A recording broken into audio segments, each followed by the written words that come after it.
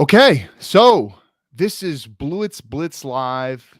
Kyle Nania here, or excuse me, Kyle Smith with the great Michael Nania. Geez, Kyle Nania. Although I guess the combination of Kyle and Nania, that could work too. Michael, it's great to be seeing you 2 weeks in a row, but I have to admit that seeing you this week is a little bit sweeter this week. Oh yeah, I mean, not the best game to debut after the Bengals game, but this one definitely a fun game to talk about. So good spirits right now with this team. So definitely looking forward to talking about this one and what's coming up. Yeah. So we got an interesting next quarter or so of the season. It's kind of weird now that we have these like 17 game schedules. It's you always say, oh, you can kind of divide it into quarters of the season, Yeah. and it's like it's not quite a quarter of the season yet, but interesting 4 games upcoming for the Jets. This one, and we're gonna obviously get into talk about Miami, but you want to talk about the division. Is there any team in the whole league over the last couple of years that's been worse in their division than the Jets? Because there's always this idea that in the NFL, anyone can win any given Sunday, but especially those division games. Those division games are tough. The teams know each other very well. But the Jets, I mean, not only have they been bad and lost so many division games over the last couple of years, they've gotten blown out in a ton. I mean, Miami has shut us out in the last couple of years, at least once, and then a couple other times, like we barely put up any points against them. I'm thinking about the Adam Gase year specifically, but I mean, we've been pretty damn bad against Miami. So we're talking about like division and revenge and stuff. I mean, don't get me wrong, I was happy to lose games in 2020, but now we got to start beating these division guys. Yeah, I mean, I was thinking about this earlier, the last meaningful division win they had. Because first of all, just you take that out of it, they haven't won one since 2019, none last year, none in 2020. So the last one was the 2019 Miami game, that game-winning field goal they had. Miami was tanking that year, whatever. So that win doesn't matter. And and they had Buffalo in Week 17 of 2019 when they Which were you don't resting even their really starters. count. It Yeah. doesn't really count at all. So the last meaningful one they had, I think, was 2017, probably that Dolphins game in Week 3. So it's been a while, and it is long overdue to win a division game that actually means something. Yeah. If you're, and do you happen to know the numbers? Like, if you take the last 4 or 5 seasons of bad Jets football, what is their record in the division over those last 4 or 5 years in total? Because it's got to be really bad. We're talking like what, 3-4 wins over the last 4 or 5 years? Even the Jaguars, as bad as they are, they just own the Colts, and the Jets don't even have that. So winning in the division, and it hasn't really mattered as much because the Jets have been so bad. But now that you're in the mix here, you're 2-2 going into October, you got a chance to put yourself in the conversation here. So division games are important, and you got all 3 of your divisional home games over the next 5 weeks. With Miami this week, you got the 2 road games with Green Bay and Denver. Then you come home for the Pats and Bills. This stretch right here is the Jets' chance to really, put themselves in the mix here. So we'll see if they can finally do it. Yep. Well, it is exciting. And as we're seeing from Mike, who's, in the chat, long time before the show even started, and he's talking about how it's going to be exciting about talking winning and optimism in October. And yeah, we really haven't had much of that over the past couple of years. So anyway, for those who are wondering where Mr. Joe Blewett is, still in Italy. He will be back soon. He will be here for the next stream. As one of the loyal listeners, I believe it was Christopher, called him Giuseppe Blewett, being that he's been spending so much time in Italy. Giuseppe Blewett will be back for the next stream, which I believe will either be on Tuesday or Wednesday of this upcoming week. Unfortunately, he and I won't be able to link up again because I don't get the coach's film until like Tuesday night, so I won't be able to watch it for then. So he and I should probably be back together the following week. But anyway, obviously it's not the same without Blewett, and it is Blewett's Blitz for a reason. But having the great Michael Nania here is definitely no steep drop off. Okay, so let's say hi to some people in the chat and see what they're saying. So Mike is talking about the optimism. John Hassel agrees with him. Jacob Finnegan says feed Mims. I'm not sure if that's sarcasm, but judging by the fact that he has Mims as his picture, I think it's actually truthful. Last time they fed Mims, he got food poisoning. So that'd be yeah, terrible. that is a good point, and we don't want to get other players food poisoning, especially if it's the type of food poisoning that Mims had, because the amount of excuses that people were giving Mims and his food poisoning, you'd think that he got the Black Plague or the Black Death or something like that. Kyle Smith splits. I guess it is, at least for this week. Well, we'll say it's Michael Nania's blitz because, hey, I just leaned on him last week. Snoopy says, what's up? And a bunch of other people are also saying, what is up? Okay. So, let's see. Michael, why don't we start off by talking about something that you were writing about this past week? So you were writing about, obviously, the Jets got the win. You know what? We'll get to your article in a moment. Let's start off a little bit more on a positive note. So you and I were talking a little bit pre-stream before we went live, and we were talking about how getting this win, albeit this isn't the Pittsburgh Steelers of old. This is not the vaunted 08 Steelers that won the Super Bowl or the 2010 Steelers that beat us in the AFC Championship game. I mean, granted, this team still has Mike Tomlin as the head coach, and he's one of the better ones in the league. There's no Ben Roethlisberger, and we're talking about Mitch Trubisky starting, and how we talked about how much of a scrub he was, and of course he got benched. Kenny Pickett came in, threw 3 interceptions. Maybe not all of them were totally his fault or whatever. The point is this is not the Steelers team of old, right? They don't have the great offensive lines, not the vaunted defense, missing their best player. But there is something to be said about the Jets going on the road in Pittsburgh, where they haven't had much success over the years. They did get the road win in 2010 in the regular season. Was that the only time the Jets won in Pittsburgh, Michael? Do you know that? I think so. Yeah. Okay, yeah. Sure. So the Jets have beaten the Steelers over the years. I think they beat them back in like 07 or 06 at MetLife Stadium. They beat them in 2019 at MetLife Stadium. They've won a couple times at MetLife, but going to Pittsburgh has been a different story. There is something to be said about being down 10 points on the road in the fourth quarter and the Jets not quitting and coming back to win. And it just feels, I mean, obviously the Cleveland win was sweet. I mean, you and I, we were talking about how we could forget that the Bengals game happened and forget that the Ravens game happened. I was like, but when we were talking last week, Mike, I was like, I can't forget about week 2 though. That was fun. And that was fun. Dude, don't get me wrong. That's like one of the coolest comebacks that you'll ever see in NFL history, right? Like, granted, it's only week 2, but this comeback, being that you have the kid, as I like to call him, and I don't know that anybody else is calling him that. For some reason, I just been calling Zach Wilson the kid. The way that he played late in that game, leading this team to a comeback victory, that makes this one just a little bit sweeter. So, Michael, your thoughts about this? Yeah, no, I mean, like the way I was talking to you about it before we started is that, in that fourth quarter or going into it early in that quarter, you're down 20-10. You've given up 20 unanswered points. The other team has their first round quarterback coming off the bench. They got the momentum. You're playing in Pittsburgh. And like you said, not a great Steelers team, but still the Steelers. Still a tough place to play. Well-coached team. This is the type of game the Jets never win. It never happens. But now, for the second time in 3 weeks, the Jets can go on the road and pull off these comeback wins. It's just something that the Jets, as an organization, haven't been able to do throughout the duration of this playoff drought. And, obviously, overall, you'd like them to be sharper than they have been. In this game, they had the Steelers early. They had a chance to take control of this game and, make it an easier victory, which they didn't do.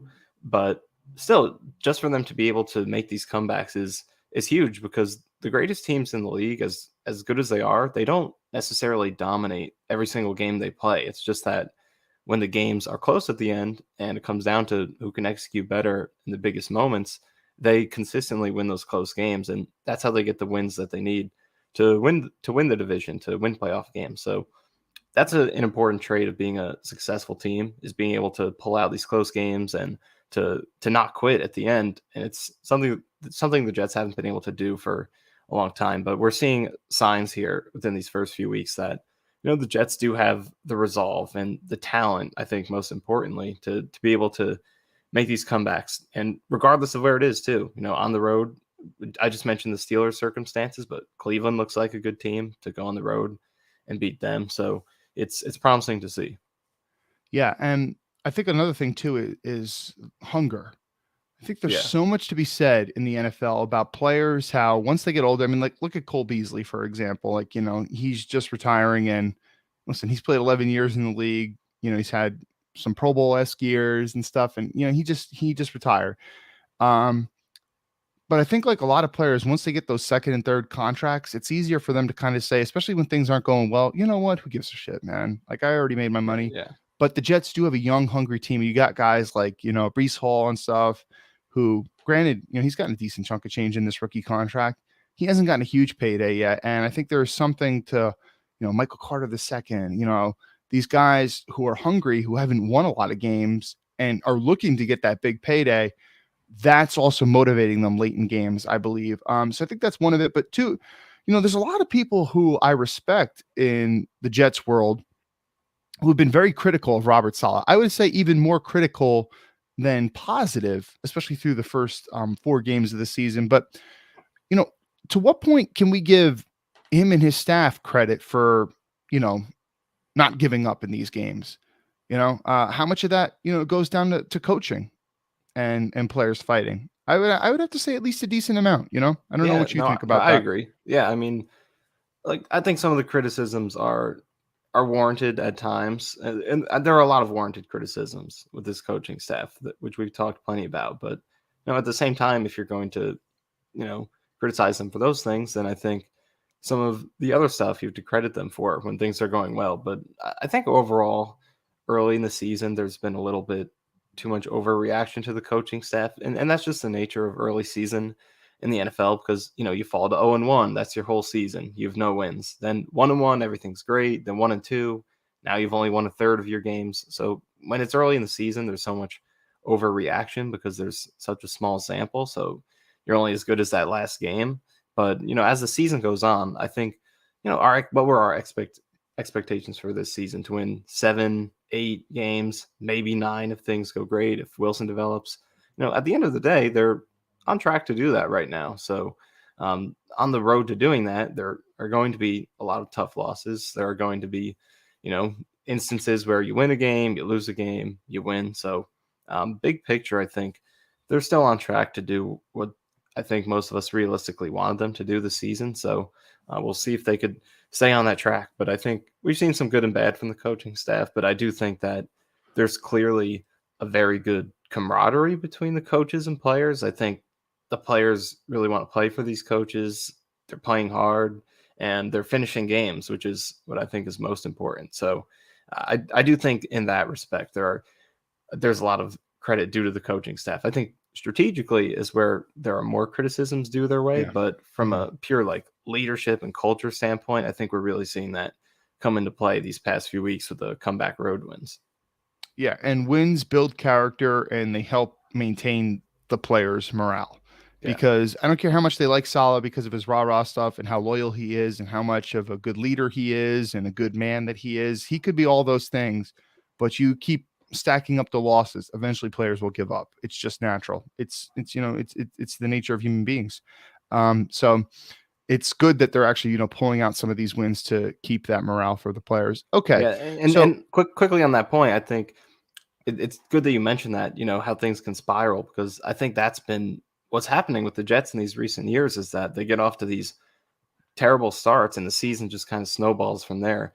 But for the Jets to get these 2 early wins, like, now you're playing a very meaningful division game in week 5, and it kind of buys you this leeway to where you can get pretty deep into the season and continue playing games that matter. And it's good for developing the young players to get them this type of experience in games that have stakes attached to them. And it's also good just from a team, for the stage that they are in the rebuild. It's good to get that feel like, okay, we're in the mix here. Because as much as I said, let's win 7, 8, 9 games, I think winning those many games has more value if you're doing it in the sense where you're competing throughout the season, more so than, all right, we start 1-7 or whatever, and then we finish 5-2, because momentum doesn't really carry over from season to season, I don't think. So I think it means more if they're competitive throughout the year and you're playing meaningful games from week 1 all the way through the end of the year. And by getting these couple early season wins, they're putting themselves in position to do that. So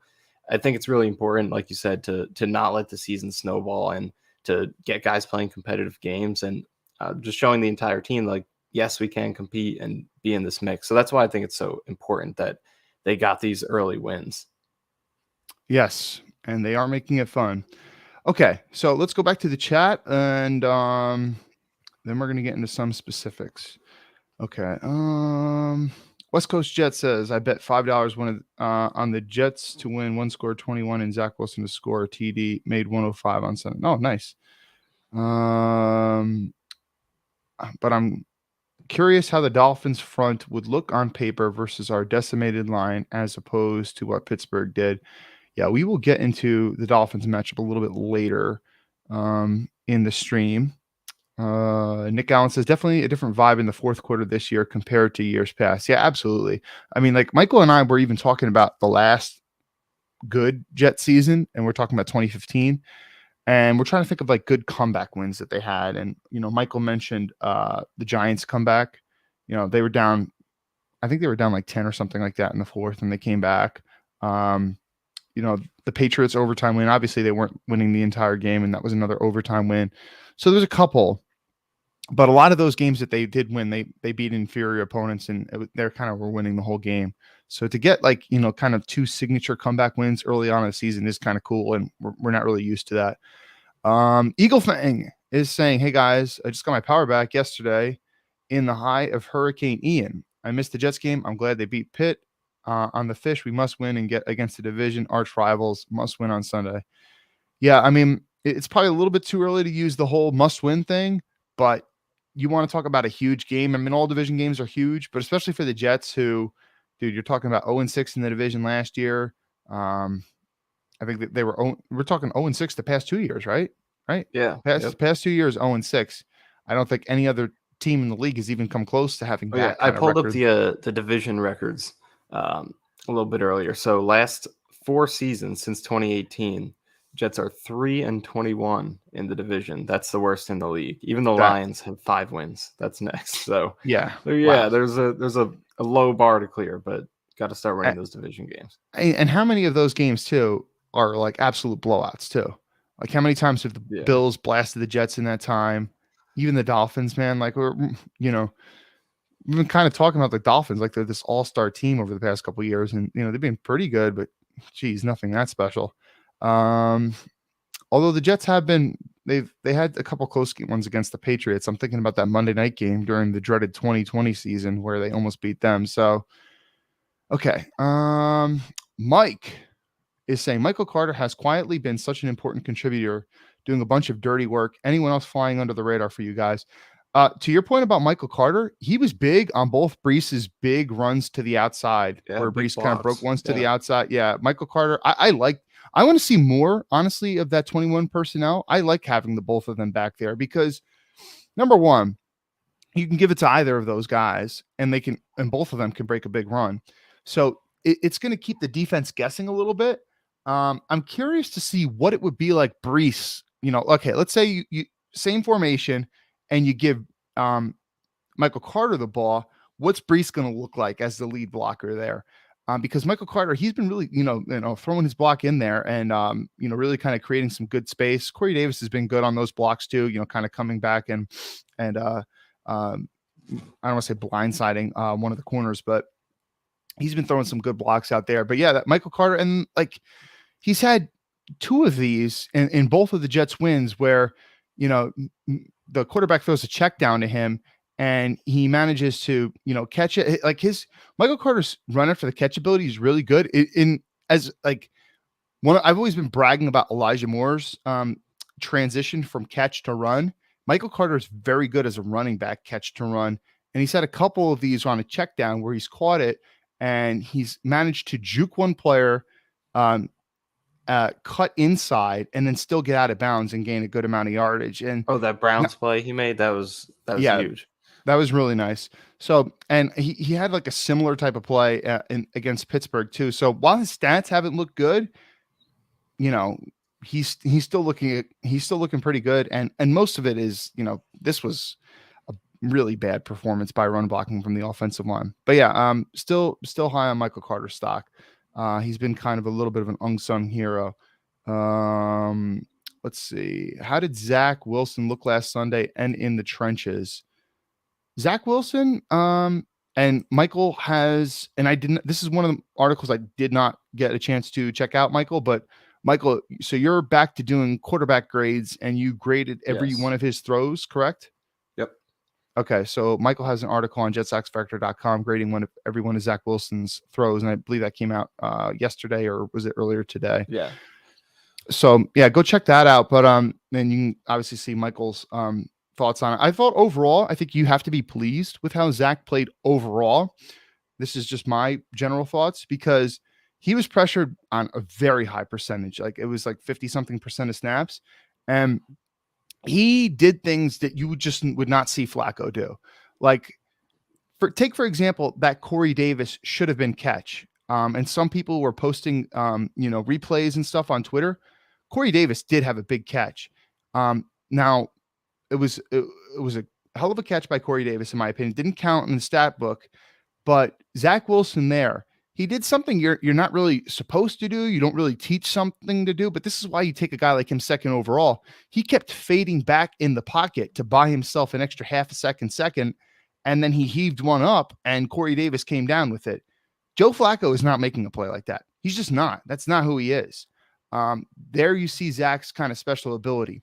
There were a couple other times when he bootlegged and stuff. And sometimes it wasn't there, but he gave his players a chance. I'm sure if I were to think off the top of my head, I could think of a couple other throws where he, really just gave people a chance. And then there were a couple other throws, like he had a really nice throw early in the game to Elijah Moore, where the anticipation was really good. I mean, like he's winding up to throw this ball way before Elijah Moore is even starting his break.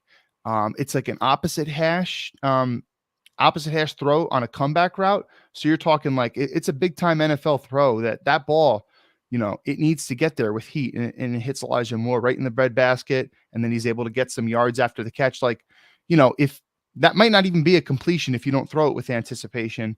And the fact that he did throw it as early as he did with as much steam as he did gave Elijah the ability to, Elijah Moore is probably, a little upset with himself after that play, because if he made the right cuts, he probably could have gained maybe even 10, 20 more yards if he made, a little bit smarter cuts.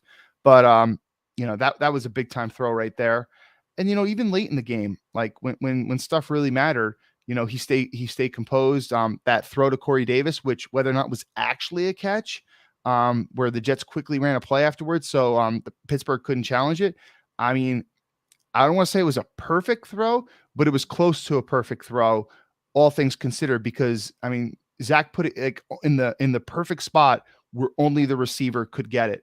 So I think overall, I mean, like he missed some layups again, which to me is still bothersome. It's like, you got to hit those, man. Like I'm talking like missing swing routes, right? I was so pissed at Conklin on the Minkah Fitzpatrick interception.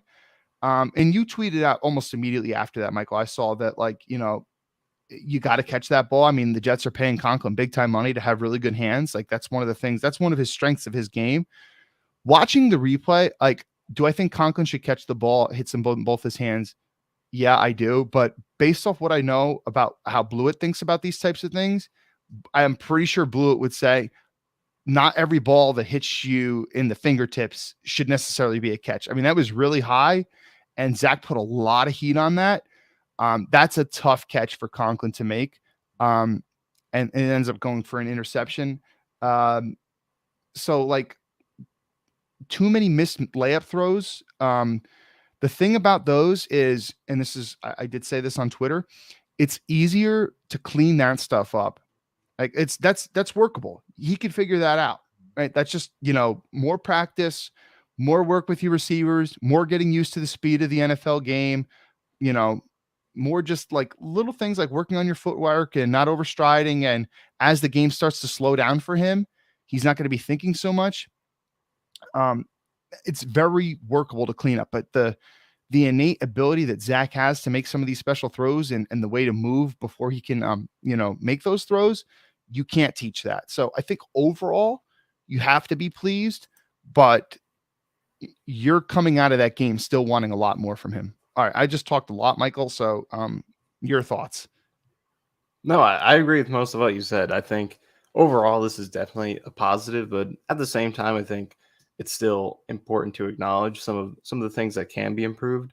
And I think a lot of that can be chalked up to rust because for me, rewatching it, I definitely noticed a pretty big difference between the first half and the second half, and even starting in the third quarter before he had the hot fourth quarter. He had a couple passes dropped in the third. Garrett Wilson dropped a couple. Breece Hall dropped one, but so I really noticed a big first to second half difference. So I think hopefully you can chalk up some of this to rust as time goes on. First game back, just getting used to the timing, things like that. But overall, it's definitely positive because there are so many examples on this tape, like a few that you mentioned, of just the talent that made him the second overall pick to throw with anticipation. What am I saying? Anticipation. Oh my goodness. Throw with anticipation, the velocity, the accuracy, the movement skills, dodging pressure was a huge one in this game. This is a game where you could really, I think, picture Joe Flacco having a very bad game if he were in the same position because some of the sacks that he avoided were easy Joe Flacco sacks. You look at the box score, he took 1 sack in this game, and that does not tell you the story of how the offensive line played. And I don't think they were as bad as it can possibly be. I think they were just competent enough for him to survive and make plays, but they definitely lost frequently. Like a high percentage of plays were pressured. Even if it came a little bit later, it was not ideal, considering the injuries. And AVT did a great job at left tackle, but Laken Tomlinson was awful again. I think Max Mitchell was struggling before he went out. Connor McDermott was struggling when he came in. So it wasn't ideal. And there were a lot of plays in this game where Joe Flacco's getting sacked. A lot of quarterbacks in this league are getting sacked in that situation, but he was able to get out of those and throw the ball away, which was great. And I think his willingness to throw the ball away was good in this one in comparison to last year where, there were some instances where he was running around a little bit too much and took some sacks he probably shouldn't have, especially, his last game against the Bills, which was, I don't think as bad as it seemed considering how bad the O-line was, but there were some sacks that he didn't need to take. But in this one, he did a good job getting it out. But you saw the special traits that give him elite upside, and just the way he finished is so impressive because for me, this is probably the best or the most clutch quarterback performance I've seen from a Jets quarterback, at least probably in the time I've been watching. For him to have 2 touchdown drives where it takes big time throw after big time throw with throwing with anticipation, making full field reads under pressure, manipulating the safeties and the linebackers, just everything was on display in that fourth quarter. So what overall grade did you end up giving him? Yeah. So in my system, so I go from 0 to 100, and 50 dead middle is basically what I consider average. I had him at 55.9. So like above average, an above average game. I think in the first half, it was pretty low. There were a lot of plays that I think he probably would like to have back. The interception is a big one, but even outside of that, there were some plays where I feel like the timing just wasn't there yet. Like there was a throw, even if there was pressure, he could have dropped back, hit the depth of his drop, gotten that ball out. But there were some times where he maybe decided to bail the pocket when he could have made a throw. So there were some of those that knocked him down for me.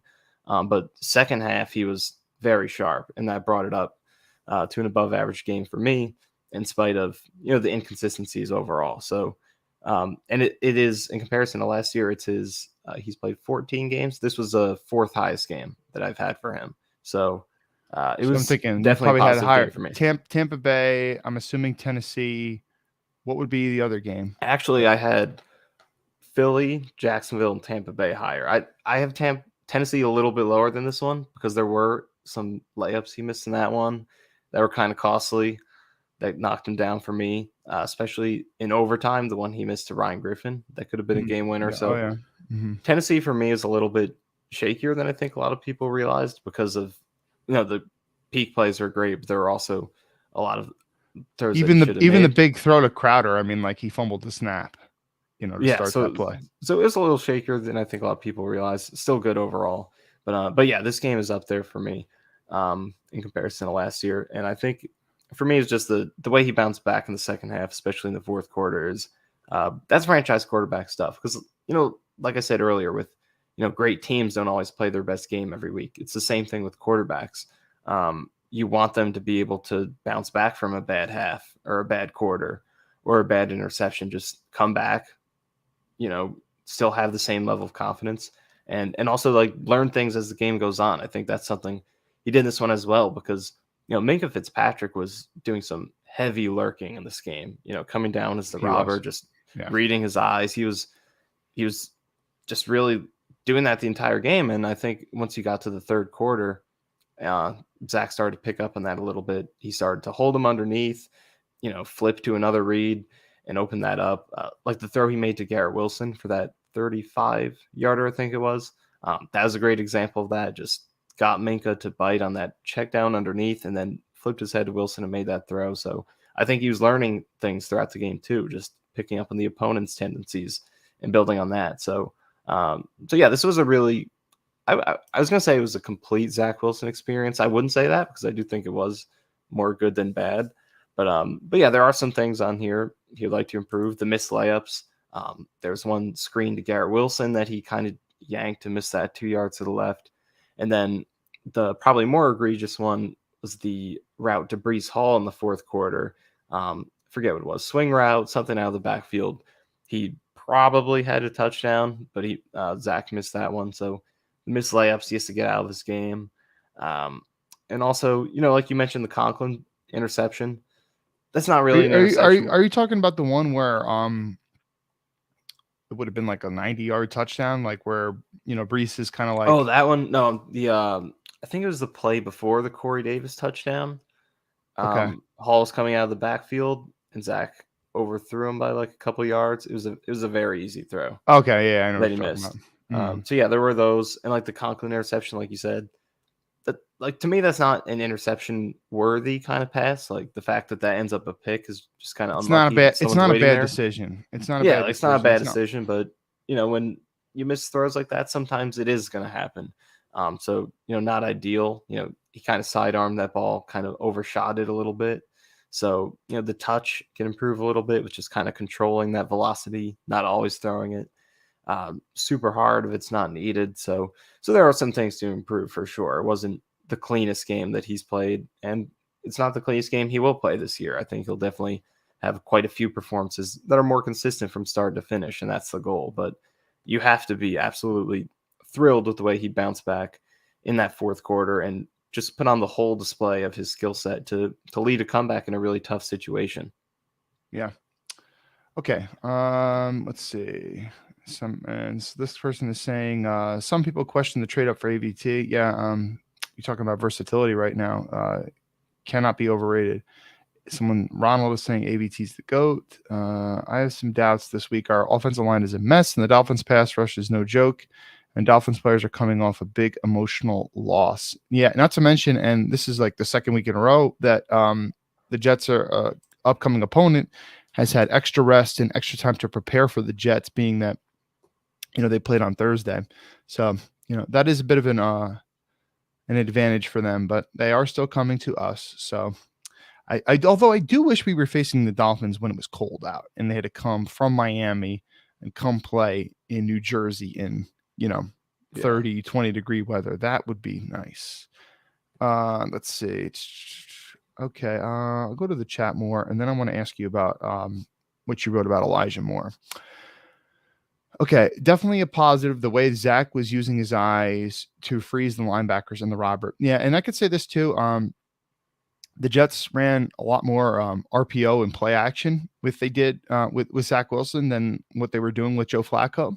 But I can say that Zach was selling the play action fakes better than Flacco was. Yeah. And that matters. That matters a lot to, have those linebackers bite for a little split second more, get them to come up, and then that makes your throwing lane that much easier.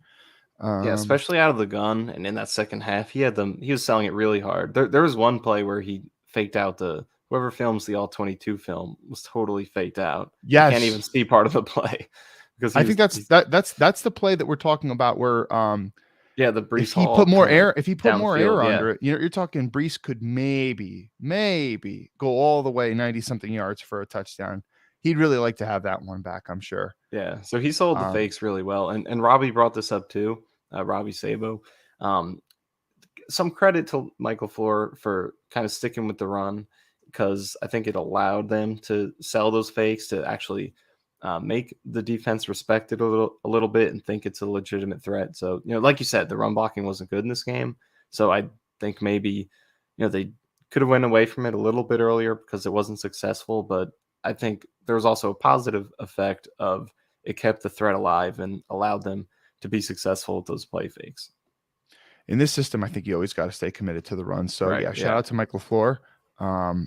It just, listen, even when it's not working per se, it will help things in the pass game. Yeah. So Ronald Perry says, speaking of Ruckert, what's going on with that dude? Haven't heard his name since the draft. He's played here or there. I guess he's had some somewhat decent blocks. Hasn't really done much in the receiving game. Did have that drop against Cleveland. Honestly, the way that Uzama's playing, I'd like to start seeing a little bit more Ruckert, truthfully. Uzama, for me, I mean, like, I didn't love his receiving game to begin with. That's the free agent signing that I disliked the most. Blewett talked me off the ledge a little bit with that one, but I haven't been impressed. But mostly, I mean, they've been using him mostly as a blocker. But I don't even feel like, even in this game, Michael, I don't know if you agree with me. There was some times when he's getting up to the second level, climbing, and he's overrunning linebackers. Yes. Yeah. He's moving too horizontal, not getting vertical enough, and they're just moving right past him. So I haven't really been too impressed with Uzama's blocking. So, let's give Ruckert some series and let's see what he can do. That's my feeling on it right now. I know it sucks. I agree. I haven't been impressed enough with Uzama's blocking to really think he's okay. At least he's being a good blocker despite the lack of receiving. I don't know if he's doing that great with that right now. Like you mentioned, it was especially early in the game. I think maybe the first 3 run plays that I saw him in, like he had quite a few of those where he kind of missed a block and contributed to a run being stuffed. So that one's looking kind of shaky right now. Yeah. So Christian, and if I'm pronouncing your last name wrong, I do apologize. Angelucci, I want to say. Kyle hosting the stream is like when AJ Hawk hosts Pat McAfee's show, but in a good way. You're doing a great job, my man. Oh, I appreciate that very much. It is Blue Splits for a reason, but hey, listen, if I can fill in admirably, I'll take it. Steven Kapler says, I don't blame him for either of the picks, but there were other throws that either team should have been picked or were just extremely off target. Steven, I'm gonna have to disagree with you there. The first interception, who was Archuleta, Adam Archuleta, who was doing the color commentating for the game. He's like saying like Zach never should have noticed that because the corner, he's like he's the curl the flat player and he comes off of it. It's like, yeah, that's true. But the Zach was too late with the throw. And when you're that late, you're going to give the corner time to drop off his curl to flat and be able to pick it off. So Zach was just too late there. That's on Zach. If you want to argue with me about the Conklin one, I won't argue with you about that one. But then he also he almost had a pick to Arthur Millette where he threw the ball way too inside. Yeah. He could have had a pick to Minkah Fitzpatrick in the red zone. Like Minkah, listen, not only did Minkah deflect that ball, but Minkah almost cradled it in. Like he was that close to picking that ball off. And just watch Minkah after the play's over. He jumps up like 4 times. Like he's so upset with himself because if he picks that off, he's going 6 the other way. And dude, if Zach made that throw on the goal line there, man, like we'd be like, oh, Patrick Mahomes, man, sidearm. Like, and I think Zach's going to start hitting stuff like that. I mean, that's what Zach Wilson can give you, man. And like, and not only is he doing the whole sidearm thing and he could have made that throw, but just the fact that, Zach's using his legs to keep the play alive and he's waiting, he's pump faking. Like he gives you a shot, man. Listen, Zach is going to make you want to pull your hair out at certain points, especially early on in his career, but he does make things fun. And I'm telling you right now, like uh, as he continues to get better, hopefully, and I think he is going to, you're going to see him make more and more of these fun plays, and you're going to see other fans throughout the league saying, you know what, man, this kid that you got, Wilson, man, I even saw Steelers fans like commenting on Twitter, man, like, hey, listen, like it was fun to watch him out there. It was. So, yeah, no, you at least got to count the one interception on him, and he almost had two more, and those would have been on him as well. Okay. Yeah, I agree. I think it balanced out when you considered some of the ones he got away with. Okay. So I will go back to the chat in a later time, but I do want to ask Michael about, so everything's not all positive, right? This is Jets X Factor, and we try to keep things realistic. And of course, we have a bias towards the Jets, but we also do want to be realistic about our concerns and what the team can do to improve on them. Michael, I thought your article about Elijah Moore was quite interesting. Let's see. I have the name of it right here. The Recurring Problem with New York Jets wide receiver Elijah Moore by Michael Nania on October 5th. Okay. So in that article, Michael, you had mentioned that one of the reasons why Moore's stats are, let's just say, less than stellar, and I had him ranked as the number one Jet coming into the season. Blewett had him at number two. Some people may be, whoa, is Elijah Moore suck? Is Garrett Wilson the clear number one? Like, what's going on with Elijah Moore? So you had mentioned that the Jets' pass protection has been, let's just say, not very good this year. And Moore's route depth, according to Next Gen Stats, and the way that they determine that stat is the amount of yards that the receiver is downfield prior to the quarterback throwing the football.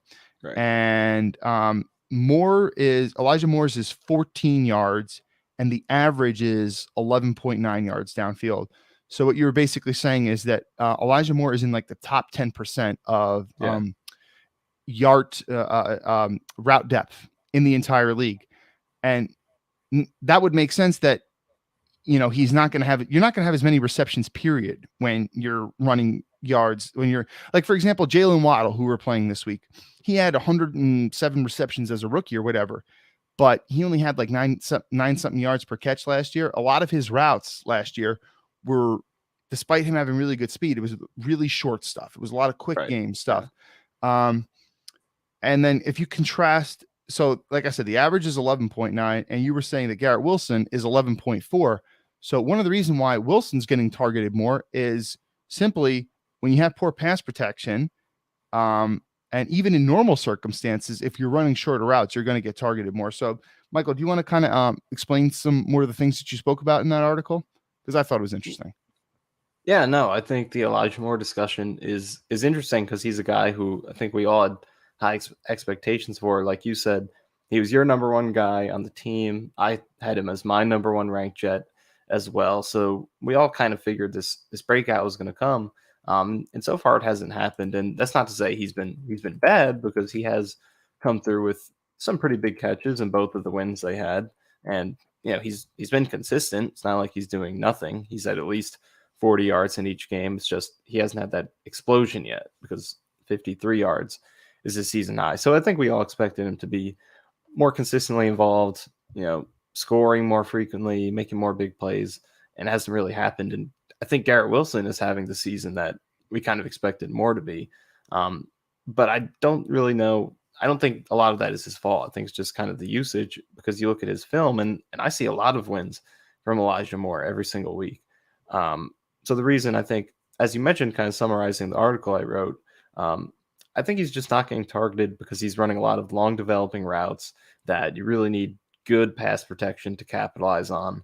And so there are a lot of these plays where, he's winning on a 17-yard comeback and Zach Wilson's already scrambling, or 20-yard curl, or things like that, where he's very deep down the field and it could be a big play. The pass protection was good, but by the time it's the point where the quarterback should be throwing to him, he's already scrambling. He's already thrown to someone else because the pressure forces him to. So I think that he's doing his job well. I really think he is playing about as well as we expected him to. It's just, it hasn't been matched by the production, because the role he's playing and the lack of pass protection to supplement that. So I think the Jets can do a little bit better job of, finding ways to get him the ball more frequently, lower that number in terms of the route depth. Like you said, 14.2 yards is his average route depth. That's 10th in the league out of 100 qualified receivers. So not a lot of guys who are running deeper routes than he is. I And do want to for a see him guy running who's, more crossers, more digs, and more over yeah, like you routes. want to get this guy the ball in space where he could catch and run. Like we saw the first few catches he made in the Steelers game, get him the ball in space, and he has great speed in the open field. He has elusiveness. You By the want way, to get him do those you happen to catches. have his second Yeah. catch of the game? Do you have the video clip of his second catch of the game? Yeah, I can try to The pull it only up. reason you were so clutch with it last week that I figured it can't hurt to ask, because I loved watching that. It reminded me of his college tape. Like, you want to talk about, like, so not only does he create the separation, but he comes and snags the ball. Like, granted, this dude does not have long arms, but he Yeah. outstretches his arms to catch balls, especially over the middle of the field, snatches it, easily tucks it away, and the transition from run to catch, it's seamless, man. He gets lots of yards after catch, and it that to me, it's like that's like one of the really special abilities of his game. And that's one thing when the Jets drafted him on draft day that Daniel Jeremiah made sure to highlight when they were playing his little like highlight clip reel. So anyway, not to steal your thunder, Michael, but I just had to mention that. I want you to continue with what you were saying. No, yeah, like you said, the catch to tuck and just the speed after the catch and his ability to break tackles is, I think that's what you want to capitalize on. And he is a good deep route runner. Like, he can win on these things, comebacks, curls, this stuff really deep down the field. But you in this offense with your injuries on the offensive line, with a quarterback who really is, I think, good in the quick game. Like, there's a lot of potential being wasted there. So he can keep doing these routes occasionally. It's not like you want everyone underneath, but I think a little bit more dialed up for him would be Yeah, pretty I good. don't want him running straight 9 routes. The only Yeah, time I want yeah, him running a 9 route period is, first of all, if obviously, I mean, you don't want to take a shot if the safety shaded on his side anyway, but his ability, like you should not expect him to go up and win a jump ball. That's not his game. But I think anytime you have him running like a 9 route, I want him running some type of double move in there, whether it's like a slant and go, or it's like a fake comeback and go. I want him running that because and dude, you watch his college tape. He won many times on sluggos for touchdowns. Because his breaks are so crisp that if he, like, for example, Deontay Johnson, I didn't scout him coming out, so I didn't know anything about him, and he's like a 4.53 guy. But Deontay Johnson won a couple vertical routes in this game against the Jets, and the reason why he even beat Sauce once late in the game, and he beat Sauce by a lot. But he sells with head fakes and little subtle breaks very well, and that's how he's able to create separation. So if I'm running Elijah Moore deep down the field for a 9, I want him to throw some type of other move in there, because that's how he's going to create that extra little bit of separation. Like, he's fast, but he didn't have Tyreek Hill speed. Okay, so I think this is the play yeah. that you Here's got the here. catch. Yeah, right here. All right, so yeah, look at that, man. Look at how quickly he transitions from catch to run. All right, like There's a lot Uzama of. contributing, a little celebration after the catch. Yeah, well, Uzama is a hype man. We never discredited his ability as a hype man. That's for sure. So, like, listen, a lot of receivers that catch this ball. I mean, this is a really open throw right here. But how many receivers are going to get that level of yak after the play, right? Like, so, I want to see Elijah Moore running, more of these types of routes. Of course, he can run some of the deeper stuff too. I think he's a do it all type of guy, and that's why you draft him where you did. But yeah, okay. So anything else that you'd like to say about Elijah Moore, Mr. Nania? No, I mean, I think he's executing his role right now, and how much he produces will be dependent on what his role is and how good the pass protection is. But what I think is promising is that even though he's not producing and we all wanted to see it, like, other guys are picking up the slack for him. I mean, Corey Davis has been clutch this year. Garrett Wilson, nothing needs to be said about him. I think we all know what he's doing. So it stinks to see Elijah Moore not putting up the numbers we kind of wanted him to, but I think some of that is being picked up by other guys. But yeah, I think, like you said, more can be done to make sure he's getting the ball and having that athleticism maximized. So that's something I would, try to hopefully see from LaFleur going forward. Find ways to get more of the ball in ways that maximize his yak ability. Yeah, and I think he will. I think that, as more and more teams start to watch and study the Jets, they're going to see, and you had some interesting numbers about Garrett Wilson, and I guess we'll get into those numbers in a little bit because you had another piece about him. Some teams might start to, want to roll their coverage his way, and that's going to open up things for more. So it's one of I really like what they have in terms of weapons on this team because they have a very balanced attack. It's like, hey, listen, you can maybe shut down one, but can you shut down them all?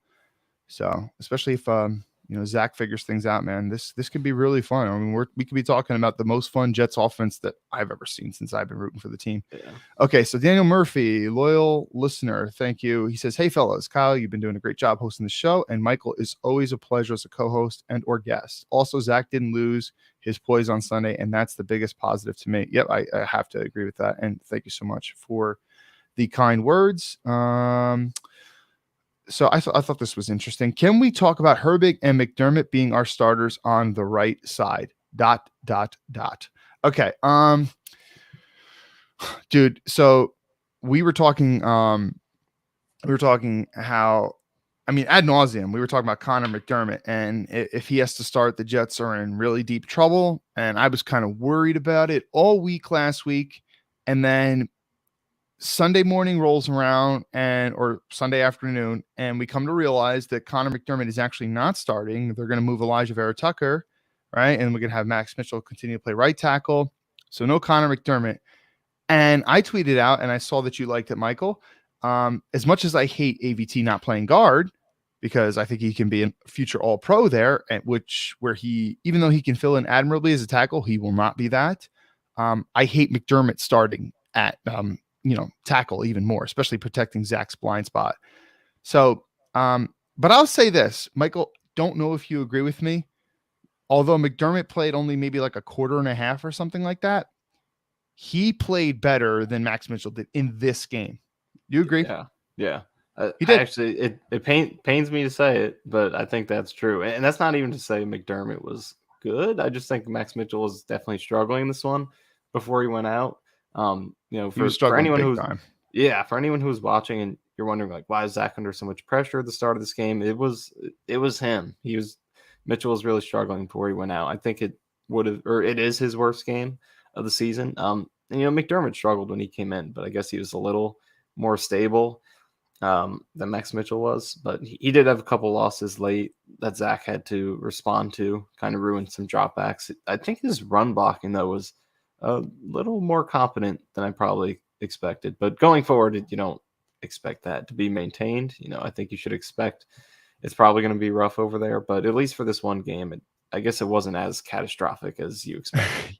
I'm thinking like this, could this be McDermott's best that I've ever seen him as a Jet? Maybe. Yeah, but I mean, that's not saying much. And it's not like he was going against TJ Watt and stuff. So, the thing about, so I noticed, granted, there wasn't like a huge display of pass rush reps for him to really go on, but like he is such a big lumber getting into his kick slide, man. It just looks like, dude, it looks like he's like a 40-year-old guy who's got a bunch of knee injuries and stuff trying to kick slide out there. It just looks so disgustingly bad. But, so like players will try to take Mitchell inside or they'll bull rush Mitchell at times. They don't really try to do that with McDermott. Instead, they'll try to like beat him to the outside and try to run the loop around him. And there was a couple times where like, listen, he barely made contact, but he was able to make just enough contact to get them to run too deep around the loop and avoid pressure.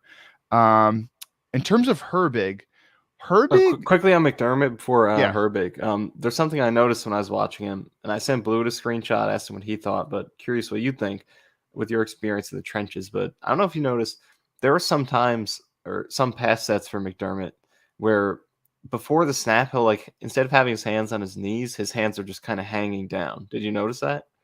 I didn't notice that in this game, but now that you're saying that, I think I've noticed it before when I've watched him. Yeah. So what's your like question or point about that? Oh yeah. So is that something like you've seen commonly before? Because for me, I feel like it's something I haven't really seen. So Is Send that me good or send me the bad screen or send me the yeah? screenshot, and I want to Pull it see it. up. I mean, a lot of it's just like, you want your player to be comfortable, kind of like, like even like a quarterback's throwing motion, or even how, like, I thought it was weird so Tom Brady was always like, if you look at all his New England years, whenever he took a snap, it was always left foot forward, right foot back. But when he got to Tampa Bay, they switched it so like his feet were almost like parallel. And I'm thinking, like, why would you do that with a 20-year veteran who's had so much success? Like, and he's clearly comfortable doing it one way. That didn't make much sense to me.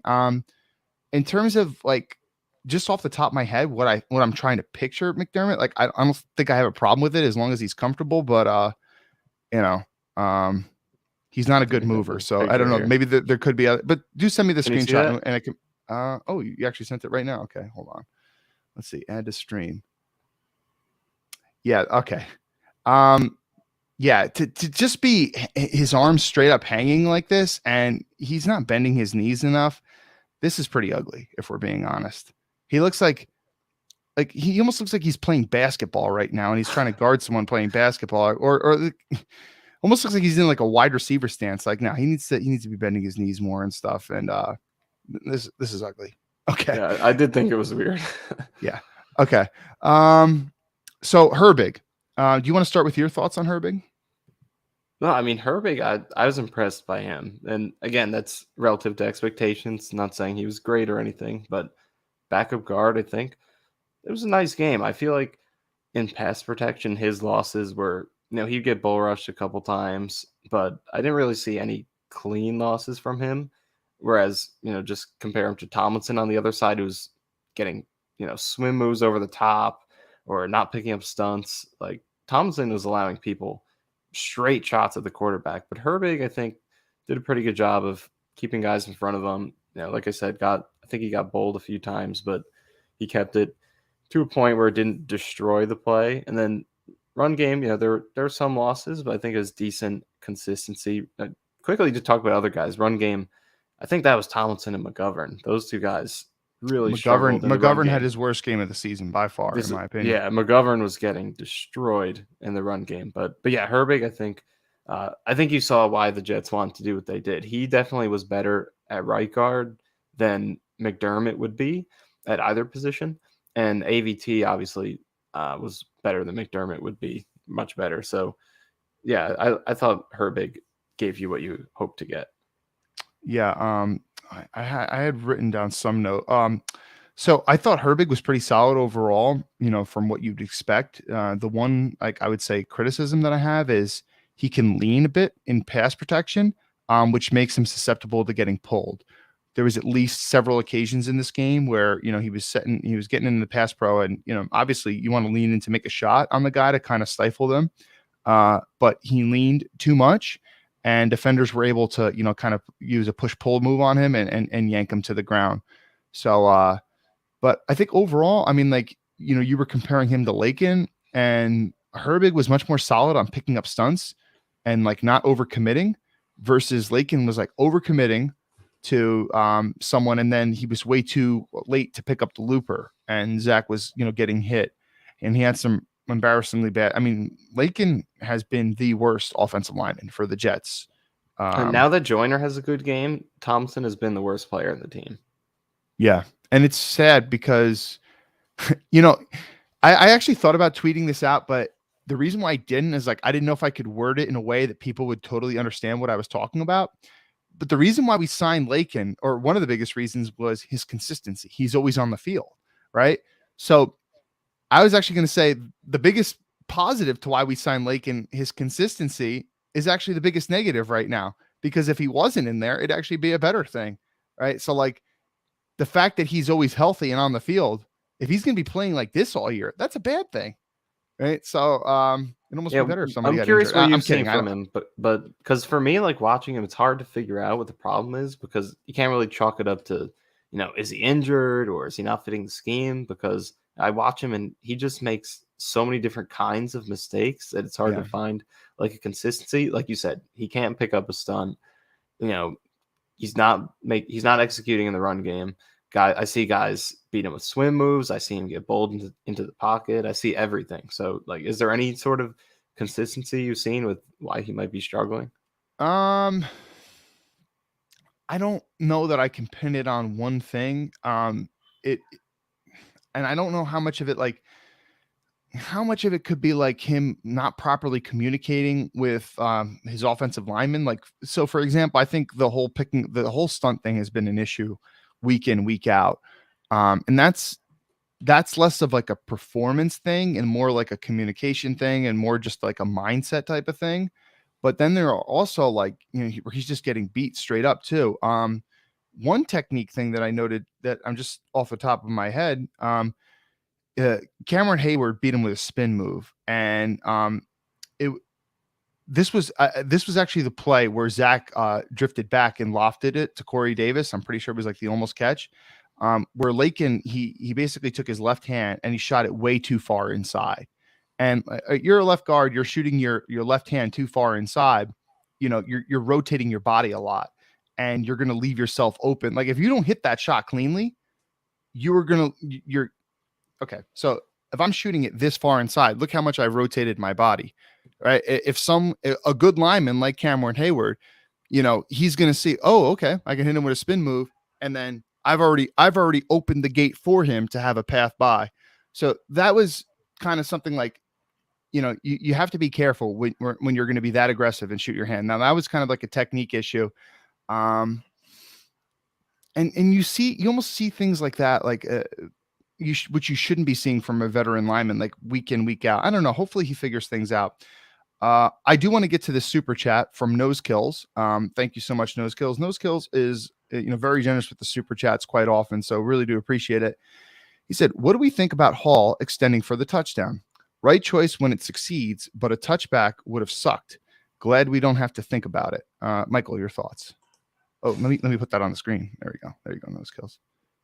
Yeah, I mean, it is a good point, but I think, I don't know, because it is a process over results kind of thing. Like Blewett says all the time, it worked out this time, but if it did, and if he did fumble it, we'd be thinking differently. But I don't know. I think in this particular situation, he knew he was close enough to where he could break the plane. And granted, I don't think it was particularly close. I think he got it, by a good second or two before anyone knocked it out. So I don't know. I think it was right in the situation. Do you agree with that, or are you a little more cautious about reaching the ball? Zach tells you in the huddle, let's go score a fucking touchdown. You're on the road, man. Yeah. Everyone's hating on you, dude. And Breece has scored a lot of touchdowns in his career. Go for the kill, man. Go for the kill. I fully supported it. And it's not like this is an apples to orange kind of comparison, but like a lot of people saw that Raiders Broncos game. Like, why am I forgetting his name? The left tackle for Jesus Christ, what's his name? Left tackle for the Broncos. Michael, you got it. Bowles? Garrett Bowles. Yeah. What the hell is he doing diving right there? It's like, you're not going to make that tackle and you're diving to try to make that. And I remember somebody else did that in preseason once, and it was like so funny. So it's like, you got to be realistic about when you reach for the end zone. But Breece, in my opinion, he was close enough. And like, although Minka like did hit it out, like at the time when Breece reached out to grab it, it's not like Minka was like even like in a great position to knock it out yet. Right. So like, I feel like it was a smart move to reach out there. And the thing is like, let's say you don't get it right there. Not only did, granted the Jets did have timeouts, but how many more plays are you going to get? And like, you could get stuffed on the goal line. So I think it was the right move. Yeah, we'd be pissed if it was a touchback, but he went in for the kill and he got it. So credit to Breece. Let's see. I'm kind of getting lost in the chat. We're getting a lot of stuff in right now. It says we got 108 people currently in here. So very much appreciate that. Our boy Hawk says, Kyle and Nania, good evening, gentlemen. All right. You know what? I will get to more of the chat, but I would be remiss if I don't bring up something else that you wrote in one of your articles first. So let me try to do that first before getting to more of the chat. So you were talking about in your one article, let me pull up the name of it. Okay. which article was it? Was it the New York Jets are the NFL's top team at avoiding a particular type of penalty? It might have been that. Forgive me if I'm wrong, but you were kind of talking about like, things that the Jets can do. And you were talking about how the Jets and particularly their defense, they're really good on first and second down, Yeah. but on third down, they're giving up 51% of third down conversions, which is alarming when you're doing so good on first and second down, you're giving up third and long. And what was interesting about what you wrote in the article was you were going through some of the stats and you were saying that, it's not like they're getting burned on in coverage, right? So like it's almost kind of like, for example, like remember Duvernay's touchdown in week 1? Yeah. Like, Yep. Was Breece Hall's coverage like absolutely flawless? No, but it was good coverage. I think you'd mentioned one of George Pickens' catch in this game. It might have been against Michael Carter II, if I'm wrong. Please correct me. I think Overall, it was Reed. Yeah. Okay, it was on Reed. Overall, the coverage is pretty good. So it is alarming that they've been giving up such a high percentage of third and longs, but you have to figure based off of how, the coverage is overall pretty solid, that eventually, teams won't be getting as lucky and those numbers will start to swing more in the Jets' favor. Am I right about that? Yeah, no, that's kind of the point that I came to. And, right, it is frustrating because, like you mentioned, right now they are 11th best in terms of yards per play on first and second down with only 4.8 between first and second down plays. So because of that, their third down positioning is pretty good. They're 10th best in their opponent's average to go distance on third down with 7.2. So, your average third down is 3rd and 7. That's a pretty good spot to be in. But despite that, we know the third down struggles, 51% right now. That's 31st in the league. So that's a huge disparity. It's frustrating when you're doing a good job for 2 downs to set up a pretty good third down situation, but you're still giving up over half of them. And that prior to the season, it was first and second down. That was more the question than third. Our concern was, can they stop the run on first and second down? Can they prevent long drives? Can they get to third and long so they can use this aggressive pass rush? And so far, they've answered that question. Outside of the Browns game, the run defense has been pretty solid, I think. And so they've been able to create those third and longs, but they're not getting out of those right now. They're giving up a lot of them. So, but I looked through it and I was trying to find some reasons for, why is this happening? Who is there to blame? What changes can they make? But more than that, what I kind of came away with is that they're doing a pretty good job of creating pressure and forcing tight window throws on these third and long situations. But there have just been a lot of really good opposing plays so far. The Lamar Jackson touchdown to Duvernay over Hall's coverage. It's a great play.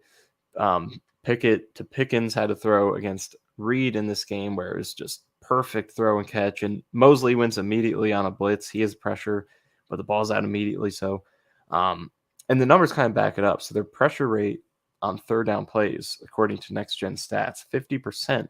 That is second highest in the league.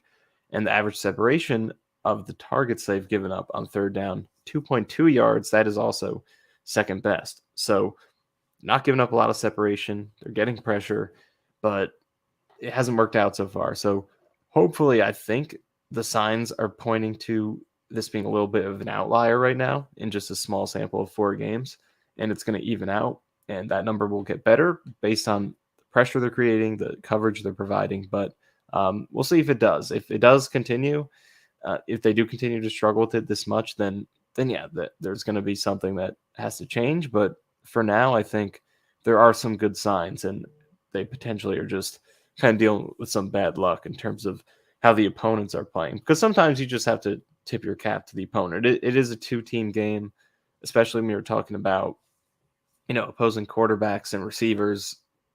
Those positions more so than any other, I think, can overcome good play by the opponent. Like there's not a lot of defenses, not a lot that the defense can do to stop a great throw or a great contested catch. And I think they've come up unlucky a little bit. So we'll see if it does trend in the right direction.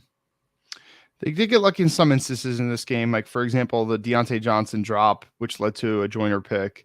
But they did get, the fumbled punt. Man, they should have gotten that one, and that would have set them up right in field goal range. So, yeah, sometimes it's just the luck of the game.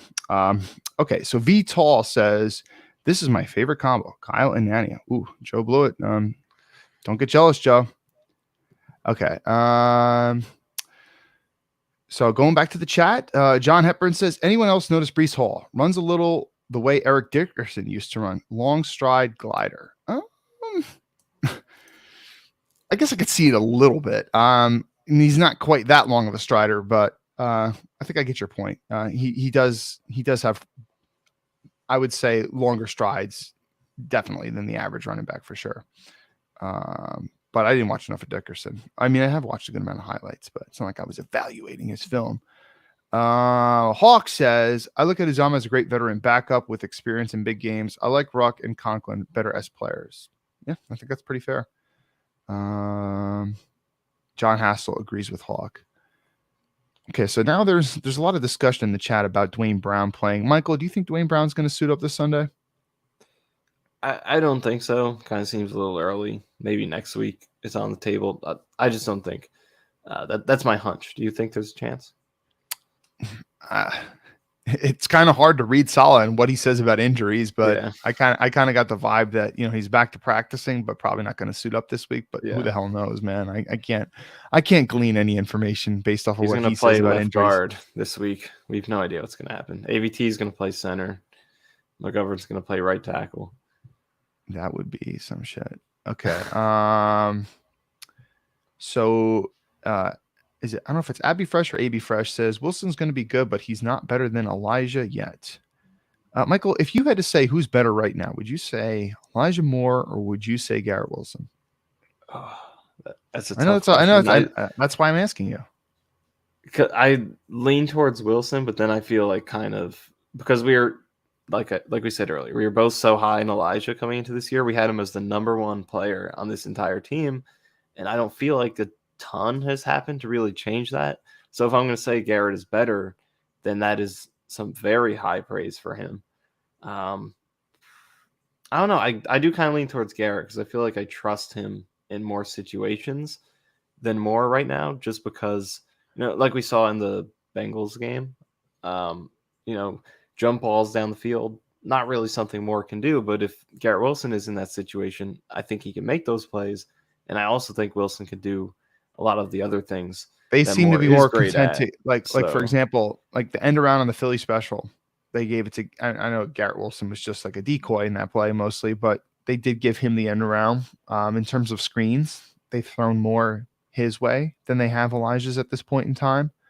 So, yeah, I think it's fair to say Garrett Wilson, and that seems to be the consensus around the league right now. I mean, I saw Daniel Jeremiah put out his top 25 rookies recently, and he had Garrett Wilson, I think, as like 4 or 5, something like that. And he said he's looking like he's like a true number one wide receiver. He obviously had him very high on his draft board. I think he was like his 4th number overall prospect. So it does seem that not only the consensus among Jets fans, but also the league in general is kind of leaning more Wilson's way. But I'm not ready to say that quite yet. Although I've been more impressed, and Wilson has exceeded my expectations to this point. And Elijah, although I think he's been playing good, definitely significantly better than what the stats indicate. I'd be lying if I said I think that I think he can be doing more to this point too. So anyway. Okay, let's see. So people are talking about a bunch of stuff, a little bit going back and forth. McGovern falls a lot. Let's see. John Hassel. Kyle's getting all thick for house league basketball. Just kidding. I suck at basketball. Michael, you used to play basketball back in the day, right? That's what you were telling me. No, basketball is definitely my go-to game. When I came up to New York for the game, for the Baltimore game, I played against, not to call him out here, but I played against Ben, my podcast co-host, a little playground ball, and I took 4 out of 5 games. So, oh wow! And what were these games too? 11. By the way, for the Jets X Factor audience out there, I think you guys would like this type of information. Ben was being a little bit cocky for the Ravens tailgate. And, he was like, hey, Kyle, you guys have a football? And I didn't have one, but somebody who we were tailgating with did. I was like, yeah, I'll get you one. So I got him one. And then he wanted to run all these routes and stuff against Blewett. So I didn't see this because we went over to Tyson Let's Talk Jets tailgate for a little bit. I went back a little bit earlier. Blewett was shotgunning beers, and he did way more than he expected. So I was like, all right, Blewett, I'll catch you back at the tailgate, man, whenever you're ready. When I saw him later on, Blewett was like, he was disappointed, a little depressed looking. He's like, Ben caught a ball on me. I was like, oh, really? I was like, really? He's like, yeah, Michael lofted him up a ball. He's like, but I jammed the shit out of him. I was like, oh, yeah, I could see that. He's like, I jammed the shit out of him. He's like, he must have been running 4 or 5 seconds before Michael threw the ball. I was like, oh, well, that doesn't count then, because that's going to be a dead play. Michael's going to be sacked. So apparently, I don't know, Ben ran like a post or something like that, and eventually caught a ball and blew it. But he had a tough time getting. Okay, yeah, let's hear it. Yeah, so he was to my right, so he was wide right next to the cars. So the plan was for him to run a post, probably give it a good 10, 15, then break in. But he explained to you, that is accurate. He definitely did jam the shit out of him. And he was like in front of me. Like he lined up maybe 5, 10 feet away to my right. And he was in front of me, then to my left. And it kind of turned into more of like a corner route. But I got good protection from my invisible O-line. And I didn't have Connor McDermott too much back credit. there. Didn't have Connor McDermott. It was 5 AVTs. And I put a great ball out in front of him. Kind of, like I said, turned into a corner route. So outbreaking with some verticality to it. Out in front, and it dropped right in. And he got the catch. So it was an Elijah Moore style, long developing route. You would need good pass protection for it to work. But eventually we got it done. But he did get a very, very strong jam at the start. But eventually we got it. Yeah. And Blewett, so, Blewett was doing some training work for the police department. And he had to lose a decent amount of weight. So he was telling me how he's been eating right and stuff. And I think he's down to no more than 180 at the current moment, maybe in the 170s at this point.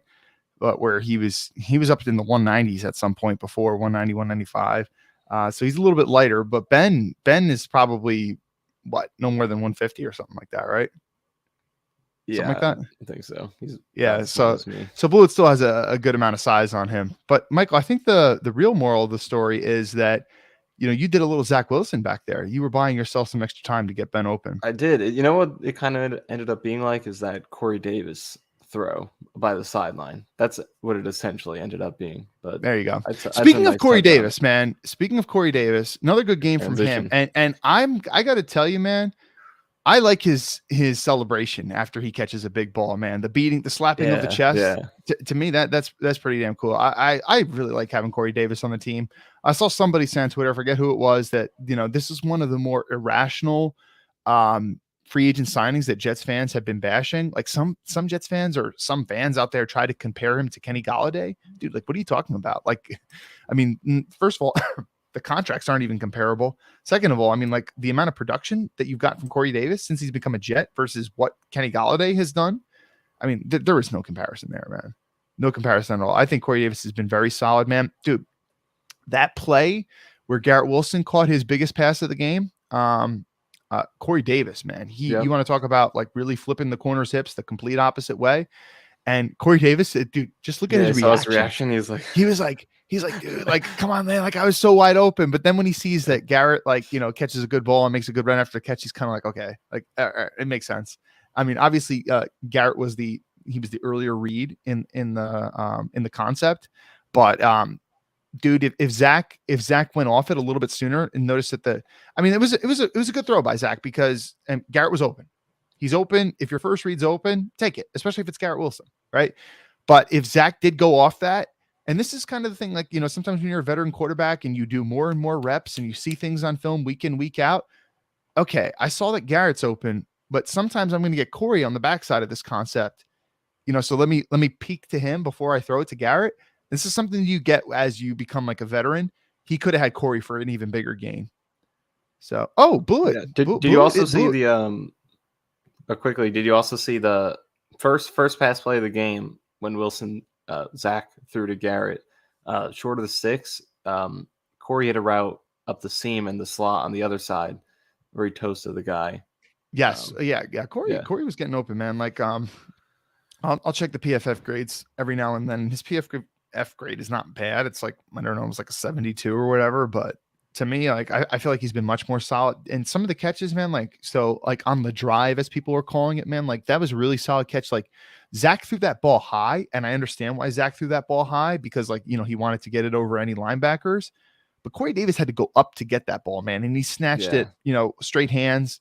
Like, even the whip route that he runs on the touchdown, he sells that really well. I mean, listen, Corey, we obviously already talked about the toe dragging catch on Zach Wilson. Like, listen, so on that play, that was not the route Corey ran. Like Corey ran to get open there. He found the open grass and space like a veteran does. This is something Braxton Berrios is pretty good at. And, he came down with that ball there. So Davis has been solid, man. And watch once. And, sometimes like, so Garrett, obviously, like we were just talking about, like how he ran on an in cut and got some good yak.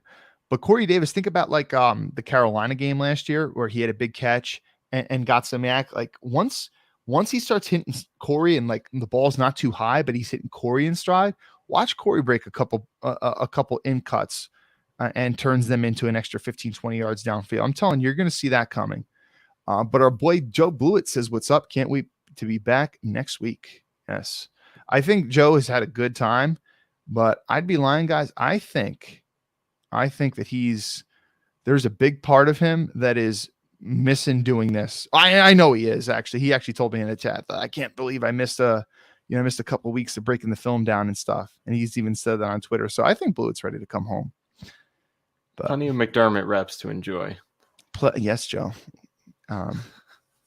And he's in the chat more. Okay. Oh, for sure. It's great, but ready. Dude, I didn't even read this yet. And what do you know? This is his very next thing. The streams, and most importantly, my dog. Oh, yeah. So yeah, I'm more curious. Who is taking care of Joe's dog? All right, let's see. What else do we have in the chat that is of interest? Okay. Okay, it is 7:22. So, Michael, what are you thinking? Should we get into previewing the Dolphins roster? I think that's what we should do. What do you think? Yeah, let's do it. Okay. Hold on one moment. Kyle talking shit often in these streams? Question mark. Definitely, it's been there have been some moments. There have been some moments, but this is just payback, Joe. Because not only does Joe do it in streams that I'm not on, Joe manages to get it in film reviews where I don't even have a chance to respond. So, okay. So I'm going to pull up Our Lads depth chart for the Miami Dolphins, and we will preview this game. And then Michael might head on out of here, and I might stay a little bit longer. All right, let's see. Dolphins. Okay. Michael, you could say something while I pull this up. Oh, yeah. I've actually started looking at the Dolphins a little bit today. And, first of all, the injury report is interesting with them. They have a lot of guys who didn't practice on Wednesday. I have to check if they updated that for today, but there are quite a few notable injuries with them, in addition to Tua, obviously. But Xavier Howard is dealing with the groin. I think Armstead didn't practice on Wednesday, so there's some stuff going on with them. Yeah. Let's see. I gotta do present screen. Okay, Chrome tab. Here we go. Still getting the kinks all worked out with this. Yeah. So the Dolphins do have.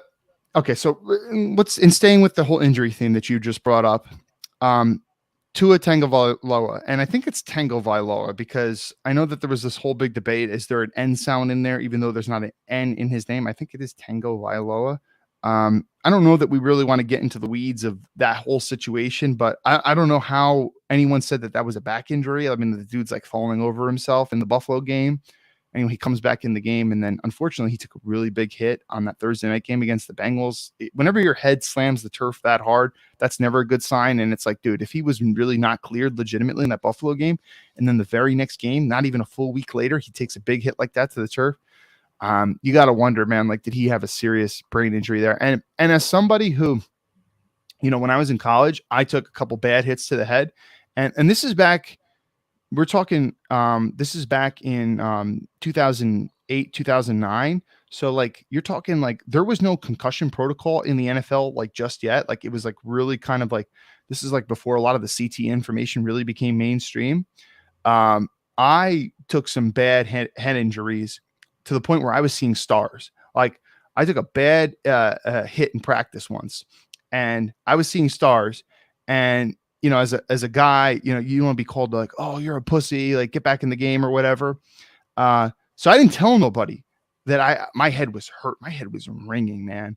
And then every time I was hitting somebody, even if it was just like a standard run of the mill hit off the line of scrimmage, every time I made any contact with somebody, I would see stars after that. And I never came out. So I probably kept injuring, and to the point where I almost want to see like a neurologist and get like a brain scan to like wonder if like I have like long-term brain damage. But like concussions are a serious deal, man. They are no joke. Um, so that independent neurologist, whoever who got fired, I mean, like, I want to say shame on him, and I'm sure he's already gotten a lot of shit from people, but that's scary to see. So I don't want to like, I'm not trying to, make light of this or whatever, or root for an injury. I hope it doesn't sound like that, but I am wondering, Michael, I almost think that I don't know if Tua is any better than Teddy Bridgewater, truthfully. I don't know if you agree with me. No, I think I was just thinking about that earlier. That's, I think, one of the biggest questions that we'll kind of find out over these next few weeks because, Tua, obviously the results have been great this year. You look at any stat, passer rating, yards, whatever, he's up there.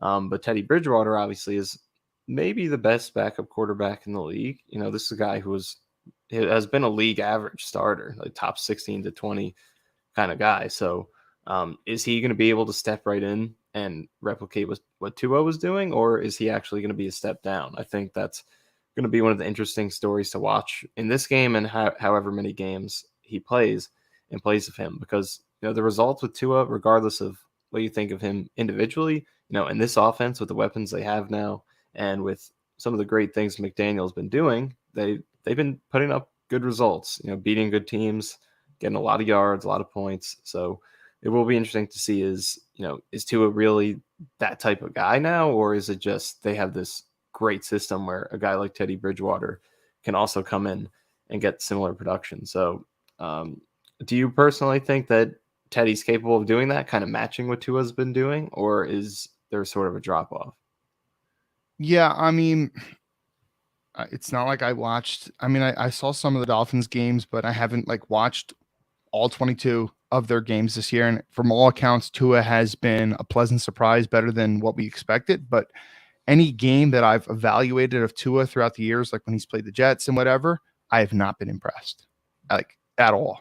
Like, so I saw that Ryan Fitzpatrick was on some podcast recently, and he was kind of talking up what Tua could be good at. And he basically said like, hey, listen, Tua, even though he did a lot of this in college, extending plays and stuff, he was basically in the most polite way possible saying he doesn't have that level of athleticism like someone like a Josh Allen.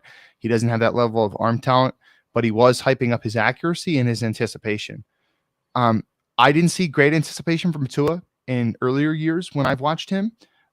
He's might have improved on that a lot. But I just from like watching like the Baltimore game where both Waddle had like 176 yards and Hill had like 190 yards. I mean, you look at a lot of those plays, and I know Tua had 6 touchdowns in that game, and even his game-winning touchdown was good. I'm not trying to take away credit from him, but I think a lot of that absurd stat line, you attribute that to the wide receivers in the scheme more so than Tua, right? Like, you throw a little, stick route to Jalen Waddle, and he turns it into a 50-yard gain. I mean, that's mostly on the receiver. Like, let's just be honest. So, I think that, and even like Ulbrich in his press conference, I believe he had today, he said he doesn't anticipate the Dolphins offense changing that much. Teddy Bridgewater, both Tua and Teddy are not deep ball guys, in my opinion. They don't, neither of them have strong arms. This was always Teddy Bridgewater's knock, because, especially early in his career, the Vikings had a very long developing offense, a lot of deep routes, and that was not Teddy's game. So it was kind of strange. But you know, one thing that Teddy's really good at, and I don't know that Tua is better at this. I felt like Teddy Bridgewater's always been very good in the pocket, staying strong, taking hits in the pocket, being able to slide, but just not really a special arm talent. So honestly, Teddy might be better than Tua. Might be. I don't know. I mean, like I'll say Tua's probably got a higher upside, but so for the Jets fans out there, they're thinking the Jets are catching a huge break by Tua being out. I don't know if I'd agree with you there. But anyway, so that's quarterback. But let's talk about some of these. Now, Michael, you were in one of your pieces. You know, I'll read the names so that people who are listening can go and look at that article. So you had an article, 3 advantages the New York Jets have over the Miami Dolphins, which you put out today. And you spoke a lot about the offensive line for the Miami Dolphins in that piece. Do you want to walk us through some of the points that you made? Yeah, I mean, I think, and this has always kind of been the Dolphins' Achilles heel in recent years, and I think it's better this year. You know, Armstead, huge pickup. And also, I brought up the injury report. Armstead didn't practice on Thursday with a toe injury, so that's something to monitor. But I think their O-line has improved in some ways. Armstead's been good. Connor Williams, the center they signed from Dallas, he's been pretty good. But they do have a couple of guys in the O-line who are very big, weak links so far, and it kind of showed up in the Bengals game. A lot of people were talking about them, but left guard Liam Eichenberg, who they drafted last year, he started out at tackle. Now he moved inside, and at right tackle, Greg Little. These two guys, I think that's where the Jets need to get their production from, and specifically looking at left guard with Eichenberg, you know, that's Quinn Williams, the guy. You know, Quinn Williams plays that right side of the D line. It's against, you know, the left guard or the center. That's where he does most of his damage. So that's a very big mismatch the Jets can take advantage of. And there are a lot of things, great parts of this Dolphins team that we'll talk about. They'll, you know, will be mismatches for the Jets to have to deal with. But Quinnen against Eichenberg is as big of a mismatch as there is. Eichenberg right now is giving up the 4th most pressures among left guards. And in the run game, when they're running towards the left side, either A or B gap, they're only getting 1.9 yards per carry. So both phases, he has been exploitable this year, and now he's going up against Quinn Williams, who's been one of the best D tackles in the league this year. So the Jets need to get a lot of damage there. And then looking at the right tackle spot with Greg Little, that's an opportunity for, I think, these young, fast pass rushers. Bryce Huff played a lot of third down reps on the left edge last week. Jermaine Johnson's over there. I think those two guys, their speed could be a mismatch for Little, who's a slower footed guy and is also near the top of the league in pressures allowed for right tackle. So I think those two spots right there are where the Jets need to do the most damage, and then hopefully from there could kind of create a ripple effect that opens things up for the rest of the defensive line. Did Robert Hunt play college ball with Max Mitchell, Louisiana? That's a good question. I know, was last year's rookie year? I think it was 2 years ago, right? I think it was 2 years ago, I believe. But I think Max Mitchell was like a multiple year starter there. So I think they were paired together. I wonder if they played alongside each other, like actually like right next to each other, right guard, right tackle. I'm not sure about that.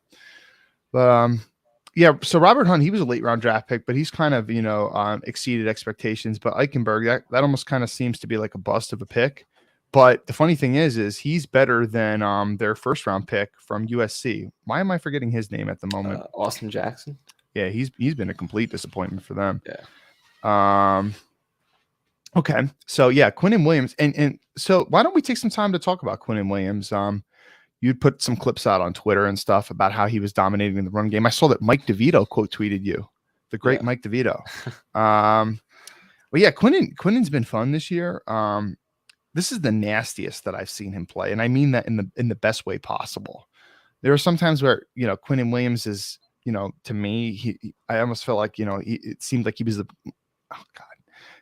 moving in quicksand, but he seems a lot quicker this year. His hands seem more violent. He's been throwing a lot of hump moves this year. I don't know if you've seen that, but like he's really been getting under offensive linemen, whether it's the center or the guard. He's using their momentum against them. And we want to talk about, like, listen, nobody threw the hump move like Reggie White, and it's quite different when you're throwing it off the edge versus throwing it on the interior. But man, like Quinnen gets a guy leaning one way, and then he throws the hump move and just completely shifts their weight another way, and he's able to get by. People might overhype his big hit that he had on Kenny Pickett on the Freiermuth catch in the red zone, but that's still like it shows. I mean, because it's mostly like a blown protection on the play. But I mean, Quinnen does have to fight through two different people, and the way that he closed on Pickett, when he ran down Pickett on the sideline, I mean that kind of looked like his college tape. He had, I think it was against LSU. He had this one really nice play where he's hustling down the sideline. I mean, Quinnen, there's an extra there's an extra level to Quinnen this year, man. I think he's playing for that contract. I think he's healthy, whereas in some other years, he's had ankle injuries and things like that. But yeah, man. So Quinnen Williams against Mr. Liam Eichenberg, that can definitely be a matchup to exploit.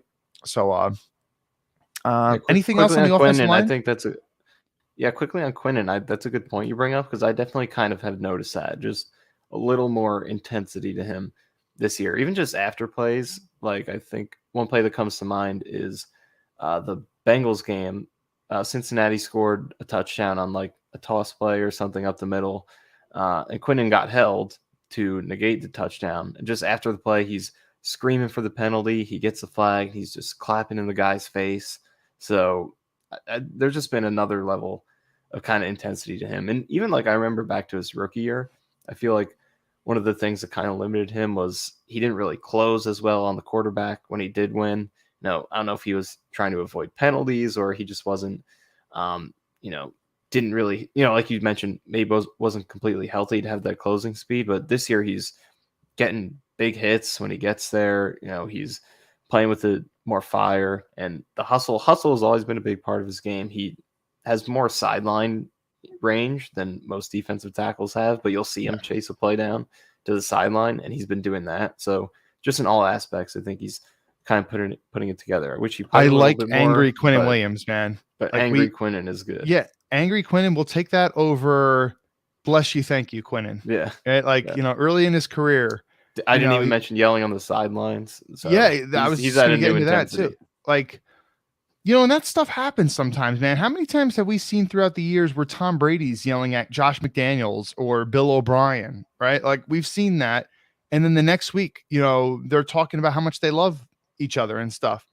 Sometimes you need that. Like, you don't want to get to the point where it goes to blows, like in the Kansas City locker room. God, my dad was at that Kansas City game, 2016 season, week 3, where Fitzpatrick threw 6 interceptions.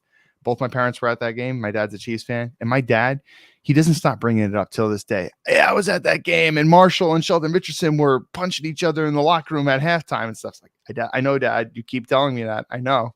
But, I mean, like, sometimes, like, that competitive aspect, like, because everybody on a team wants to win so much, sometimes you need that. And, again, I don't want it to get to the point where, you hate the guy and you want to fight them and you want to kill their family or anything like that, God forbid. But, an argument with a coach on the sideline, every now and then, if it's because you want to win, I'll take it every now and then. So I like angry Quinnen Williams. We need to maybe start a hashtag, angry Quinnen Williams. Yeah. Because we got to get it. We got to, the whole braces are done with, man. Yeah. But Quinnen Williams is, he's a married man now. And he's trying to provide for his family, get that second contract. Let's embrace angry Quinnen Williams. Let's get back to the preview in a moment. We did get a super chat from Sneakers to Boots, loyal listener and tuner in and commenter of the streams. $5. He says, great show. Nania's numbers really help paint the picture on what we need to exploit. This team needs to be competitive / win to dethrone same old Jets. Yes, Sneakers to Boots. Glad the numbers are helpful. Yeah. Someone else said that Nania's writing is really good too. Whoever said that, shout out to you. I can't remember off the top of my head who it was. Okay, so let's go back to talking about the Dolphins. And thanks again, Sneakers to Boots. Okay, so why don't we talk about the receivers? Michael, are we seeing, is anyone else a threat other than their top 2 guys, Waddle and Hill? Obviously, they don't have Devontae Parker anymore. And you could consider Gesicki to basically be like a receiver, even though he's technically a tight end. But they almost kind of play him like as if he's a wide receiver. Yeah, I mean, when you look at their kind of distribution of the passing targets, I mean, like they do have some talent. You mentioned Gesicki. Obviously, he is capable of being a top kind of receiving tight end. Cedric Wilson was pretty good for the Cowboys last year, but they lean on their top two guys more than any other team in the league. Like just going down the list here, Hill's first with 43 targets. Waddle is next with 35. Then after that, Trent Sherfield with 11, tied with Chase Edmonds. So it's very, very centric on those two guys, and rightfully so when you have two players like that. But yeah, those are probably more so than any other team in the league. I would say they have the highest percentage of pretty much anything, whether it's yards, targets, catches, of any team's top two weapons. So very centric on them too. Okay. And in terms of the running game, I don't think that. So Mostert's known for breaking these huge long runs. Everyone likes to think about the NFC Championship game, the year that San Fran went to the Super Bowl. He had a big, long 70-something yard touchdown against us in the 2020 season that was actually brought back on like a hold or something like that. But, he's known for having that game-changing speed. I don't know that he's really broken any big ones this year. Chase Edmonds, they got him, picked him up as a free agent from Arizona. He's shown some things. He had a good game against the Jets in that disgusting 2020 season that we keep bringing up. I believe it was 2020. It might have been 2019, but I think it was 2020. Gaskin, he showed some things as a 7th round pick, but I don't know. I'm not too scared about these running backs, to be honest. I don't know how you feel about that. No, I mean, the run game has been a weakness for them for sure, and it's kind of been overshadowed because their passing game has been so good to this point. But they are 28th in yards per rush attempt with only 3.5. And kind of looking at their success based on direction, it really is those two O-linemen I brought up before that are kind of dragging it down, because when they go, I mentioned Eichenberg, their left A gap and B gap numbers. It's in that direction and to the right side edge where they've had their lowest yards per carry. Other than that, they've been pretty decent, but those two guys do drag down this run game. So it's been one of the less efficient run games, but they haven't really needed it so far with how good Hill and Waddle have been. I do anticipate the Dolphins' running attack improving, and obviously they shit on us last year with Duke Johnson. Yeah. But and we're talking about a different coaching staff now, but let's not forget that McDaniel is, he was known to be the run game coordinator, and he's been with Shanahan since, the earliest days of Shanahan. So any success that you want to attribute to Shanahan, you also have to, give some credit to McDaniel, because he's been with him like every stop he's been at, basically. And so many players, like the way they speak about him, like just look at what Juszczyk was saying about him on Twitter, about like how he's got like a gazillion examples of McDaniel, like, and why am I forgetting? Longtime Browns receiver, smaller guy, Andrew Hawkins. Hawkins, what he was saying about McDaniel. Yeah. You want to talk about, listen, just if you were to get a guy on a whiteboard and like, drawing X's and O's, Mike McDaniel, he would have thousands of coaches or hundreds of coaches easily attending his coaching clinics. Versus if these coaches had to choose, who would you go to see, Robert Saleh or Mike McDaniel? Drawing on a whiteboard and stuff, a lot more people are going to go see McDaniel. And that doesn't necessarily mean he's a better coach, because there's a lot that goes into coaching, running a program and things like that. But a lot of people say like, hey, listen, this guy's like a young genius prodigy type of thing. And, the run game is, kind of really his wheelhouse. So I do listen, even if they don't have necessarily the best offensive line in terms of run blocking, and they don't have excuse me, the most impressive running backs in the world, I still got to believe that, the Jets, listen, they can't blow assignments in the run game. You can't have Marcel Harris fitting the wrong gap this week, because, that might mean Raheem Mostert takes it 70 yards. Okay. Oh, yeah, I can see them quickly. I think we could see them really try to establish that run this week, because like you said, McDaniel is a run game background kind of guy. I mean, obviously he knows all aspects of offense, but the run game is the hallmark of the offense he comes from in San Francisco and what he was responsible for. And right now they have the fewest rush attempts in the whole league. So I think you could definitely, with the backup quarterback coming in, see them try to, establish that a little bit to help them out. So I think we could see them run the ball a little bit more than usual this week. And they should try to, like, regardless of, Teddy Bridgewater is a veteran, he'll pick up on the offense, but it's not like he got the amount of first team reps that Tua has gotten. So, lean on the run game a little bit, open up play action. Teddy can sell play action pretty well, and keep it balanced. If I was the Dolphins, which, I don't want to give them advice. Okay. I promise we will get back to the chat, but let's talk about the defense first, and then we can give a score prediction for this game. Okay. So there's a couple of Dolphins guys that I follow on Twitter and stuff. Not that I really listen to too many Dolphins podcasts anymore at this point in time, but as I used to host an AFC East show, I got, quite a bit of Dolphins fans who I would say are quite knowledgeable about the team and stuff. And my understanding is their edge rushers haven't really showed up to this point yet. But Dolphins edge rushers have given the Jets some trouble over the years. Jalen Phillips had a couple sacks against the Jets, I believe it was last year. Emmanuel Ogba's kind of never really lived up to expectations. He's kind of like a freakishly athletic dude. But he's had his best years in Miami. So, Trey Flowers. Now, that's an interesting one. Trey Flowers, I think, was a beast his time in New England. He got a huge contract with Detroit. I don't know what he did in Detroit. I didn't watch many Lions games. But that dude was a problem. Now, he was like a 4th round pick. He was never the most athletic dude in the world, but this guy won consistently. He was like, I would say, a more technically sound, more explosive, like Michael Clemens type of player. Like not a good athlete, but strong, tough, solid technique. I mean, this guy won a lot. Trey Flowers, and I'm comparing him to Michael Clemens, and I'm not the hugest Michael Clemens guy. Like I'm saying, like a very, very souped up, hyped up Michael Clemens. So I don't know what he's got to this point in time.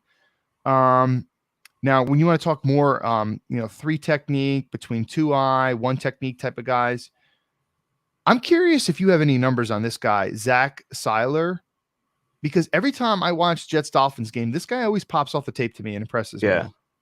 No, he actually is. It's funny you mentioned him because whenever I look at D tackle stats, like whatever it is, whether it's run stuffs, pressures, like he last year, this year again, all he shows up is one of the most efficient playmaking D tackles. So he's definitely a guy who is low key kind of one of the more dangerous players on this D line. He's a playmaker.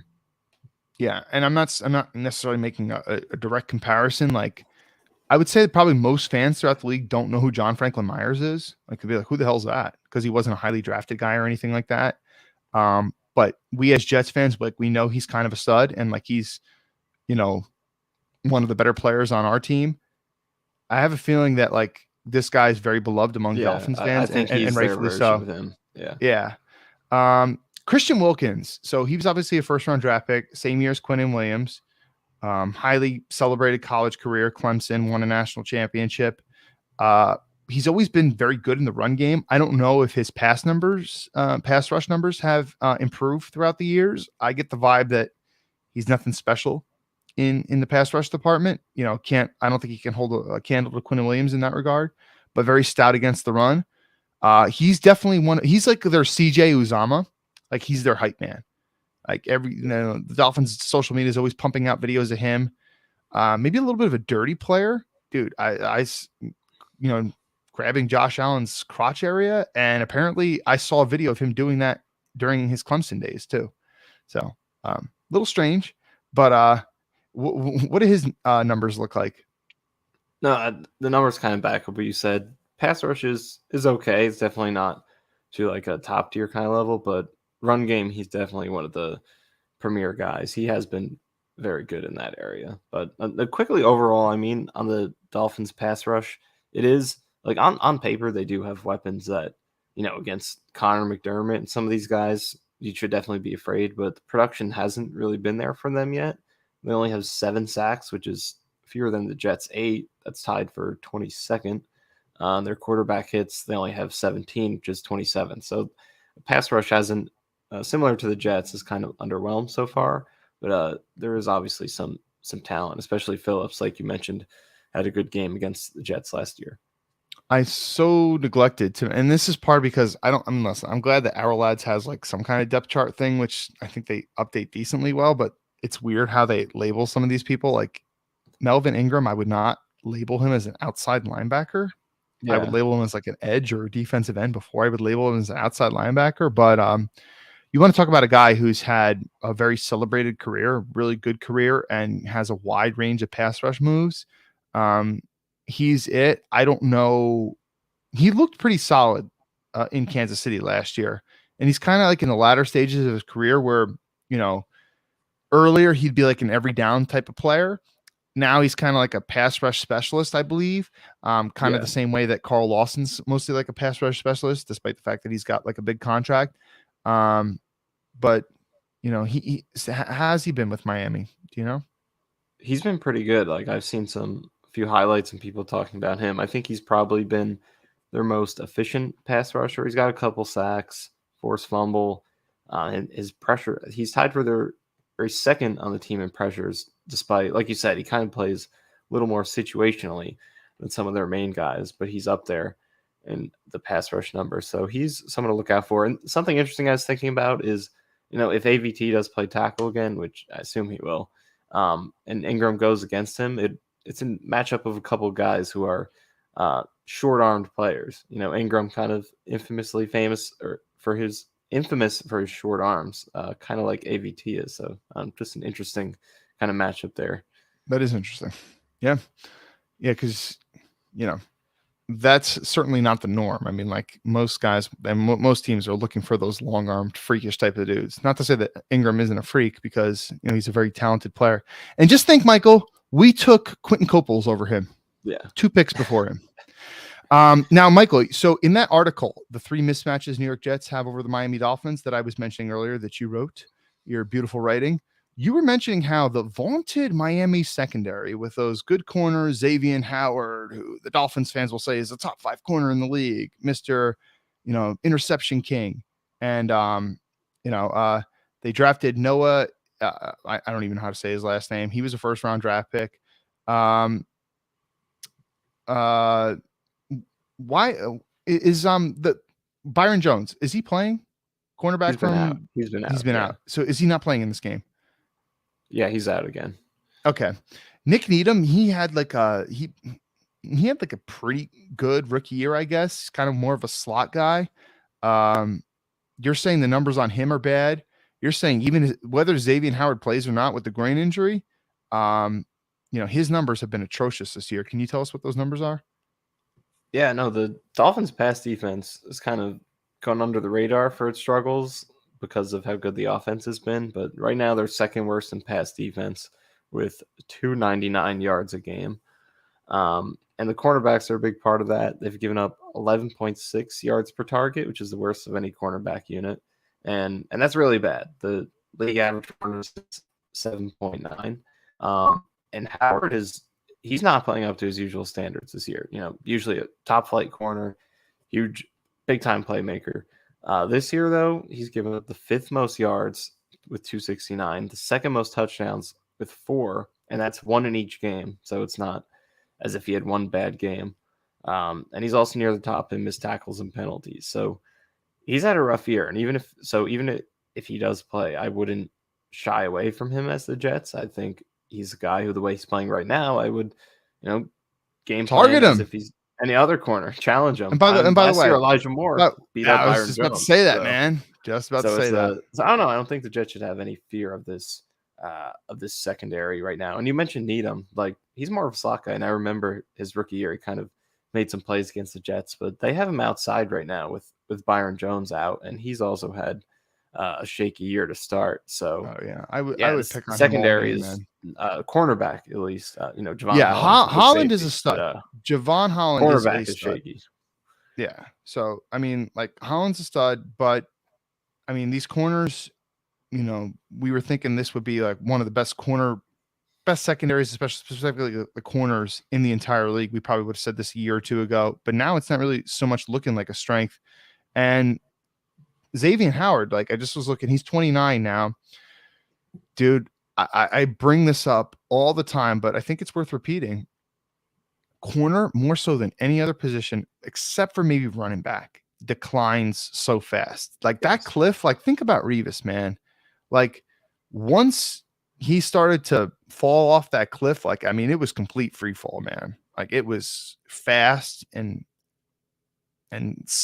fast and I don't know, embarrassing. I don't want to disgrace, you know, uh, Ring of Honor, future Hall of Famer Darrelle Revis, but I mean, it's just the truth. So like, I mean, yeah, Howard's dealing with an injury, but like corner, it's like it requires you to be so flawless in your technique. And even when you are beat, your athleticism needs to make up for your poor technique. And like if you're having a groin injury or a hamstring injury or a quad injury or whatever it is, and it's just a little bit harder for you to flip those hips and to be able to run with a fast receiver. So, you know, I don't know that we're going to see the Xavier Howard of old. I think he's always going to kind of be a ball hawk. If you throw a ball in his direction, I think he's going to have a good chance to pick it off. But is he going to be able to keep up with guys? You know, is he going to be able to keep up with, fast, shifty Elijah Moore and fast, shifty Garrett Wilson? I don't know. Okay, so Michael, give me a score prediction for this game. Who wins? What's the score? And why did they win? I don't like score predictions, man. I mean, I think, all right, so last week I did predict the Jets would win. I also predicted they win the Bengals game, but I did predict a loss for the first two. So I have the record correct, I guess, but not the right games. The reason I don't like score predictions for the Jets is because I feel like if I predict them to win, it's too biased and it's not giving enough respect to the other team. Because I do respect the Dolphins; they have a lot of good pieces. But I don't know, with the injuries they're dealing with. Jets are at home. Kind of like the Jets in this one. I'm going to give the Jets this game. And I think it'll be in the higher scoring side. So let's say 28-24. Jets will take it. 28-24 Jets. Yeah, I've been struggling with who I think is going to win this game pretty much all week. And I have a tough time picking the Jets as well. And sometimes people say I'm a Debbie Downer and things like that. And I certainly have been over recent years. I feel less confident picking the Jets in this game than I did in some of the other games that I picked them to win. I picked them to win the Steelers game. I picked them to win the Browns game. I think I even picked them to win the Bengals game, although that was certainly very far from being correct. Yeah. But I kind of do like them in this game. They are home. Those Dolphins wide receivers are studs, but I feel like the Jets finally have a secondary that's, worthy of keeping up. The Dolphins run game doesn't scare me. And the Dolphins secondary doesn't scare me. And what's really the strength of our offense right now? Our receivers. So, and Zach played one of the Dolphins games last year and he didn't play bad in that game, all things considered. Yeah, he had a solid first half in that game. Yeah. So especially since, he was missing some pieces in that game too. I'll go with the Jets as well. I don't feel great about doing, and then listen, I'm not going to sleep on Teddy Bridgewater. Teddy Bridgewater beat us last year. I've always been a big supporter of Teddy Bridgewater. I do feel less confident about this one. I'm going to say Jets win on a game-winning field goal, 23-20. 23-20. Okay. All right, so I'm going to get back to the chat. Michael, if you got to head out, absolutely get to it, and very much appreciate your time. No, I can stick around. I'm still okay. Cool. Still good to go. All right, so let's see what people are saying in the chat because we have had a lot discussed since we went back in the chat. I'm gonna go. If I miss something, hey, listen, it is what it is. Prioritize super chats. I'm gonna go starting after Sneakers to Boots super chat. Let's see. Okay, here's what Swolesy says. Let me take this Our Lads thing off of the screen. Okay, Swolesy says 100%. Q looks consistent, like he's only shown flashes. I think he means to say over the last few years. Consistency being the key. He's been consistently good in every game this year, which 4 games through, we'll take it. He certainly hasn't been the most consistent throughout his career. He's had some really good games, and then he's had other games where it's like, I didn't really see Quinn in this game. So this is a good sign of things to come. Like Blewett was asking me, would you give Quinnen Williams X contract? He was asking me in the offseason. I said, no, I wouldn't. But right now, if he continues this level of play throughout the entirety of the season, I'm definitely giving him a big time contract. I have no problem with that. So, he's kind of making me eat my words, and I'm very happy to say that. All right. Swolsey says, I'll say it again. Lawson keeps getting more explosive and faster by about 5% each game. Not the quick turnaround we hoped for, but I think he's actually coming back to form from the Achilles. Michael, we were talking about this last week. Did you see any more promising signs in the Steelers game? Yeah, I think there were definitely some good plays. The sack was legit, clean sack, so that's a great play. Then in it, there's another play where he I think it was Fryermuth. I forget if it was him or another tight end, but he just, it was a play action, and he kind of just took the tight end, got his hands on the shoulders, just tossed him right out of the way. So Yeah, there are flashes kind of piling up for him. Yeah, he threw a spin move more in this game than I'm used to seeing from him, and it looked okay. He at least had one really good. So obviously he had the sack, which was impressive. I'm glad that he was able to hold on to Trubisky there. I'm trying to forget what exactly. I don't know if you have that clip keyed up, and if you could pull it up, I would certainly put it on the screen so that everyone could see. But yeah, there was a couple of nice reps. I do want to see him winning a little bit more consistently and stuff, but Yeah, I can get that play. I think we've been seeing some growth. Let's see, can I take this off? Yeah, if you pull that up, I'll certainly put that on the screen. So in the meantime, Sneakers to Boot says Reed and Sauce need to press the corners in man and jam them at the line of scrimmage to disrupt the timing. I do want to see Sauce jamming more. It's something I think that when you have those long of arms and the press man skills that he does have, you are not utilizing him properly. I almost wonder so I bring up Daniel Jeremiah. I do respect the guy. He had Sauce as his number 2 overall prospect in the draft, and he just recently put out his top 25 rookies, and he had Sauce number 1, and Sauce has been really impressive. I almost wonder if Sauce was in a different scheme where they would play him a little bit more man and allow him to jam a little bit more, if he'd even be playing even better than he is currently. I wonder that every week. But because if you look at Sauce's college tape, he's in the receiver's face a little bit more, and he's pressing them off the line of scrimmage more than he's been with the Jets. The thing about Sauce is he's got those long arms, and he just can get them in there and disrupt passes. He did against T. Higgins. He did against Chase. He did it against tight end from Baltimore, Andrews. And even in this pass breakup to, I believe it was Fryermuth, he closes really quick, and he gets his hands and he hits Fryermuth hard and kind of like pulls him down by the shoulder, kind of really yanks him down, which allows Michael Carter II to get the interception. Those long arms are like such an advantage, but I do want to see more press from him. You got to be careful when pressing Tyreek, because if you miss, if he's able to duck under your jam, which Elijah Moore actually had a good, I forget which corner it was. I want to say it was Mollett. One of the Steelers corners this past week tried to jam Moore, and Moore, this is one of the things that Blewett and I have questioned a little bit, is he's not great against press coverage at this point in time, but Elijah did dip under one of the jams, and then he had this guy, man. Like he had him, like if Zach had thrown him, if Zach had thrown him the deep ball, he could have went, for a big gain. And maybe he goes for 6, but at least could be a huge gain down the field. The thing with Tyreek is if you miss him with the jam, you could be talking 6 the other way. So, yeah. So, in terms of pressing these guys, yeah, I would do it every now and then. The problem is that there's 2 of them. So it's like, you're going to try to bracket one. What are you going to do with the other? I don't know. I don't have a good idea about how to stop these guys, truthfully. I don't know if you have any ideas about that, Michael. No, I agree. Like, I think there are some situations where they could be pressing Sauce a little more often, kind of being more creative with the things that opens up for you. But these 2 guys make it tough to do that when you have, 2 different weapons who can threaten you in that way.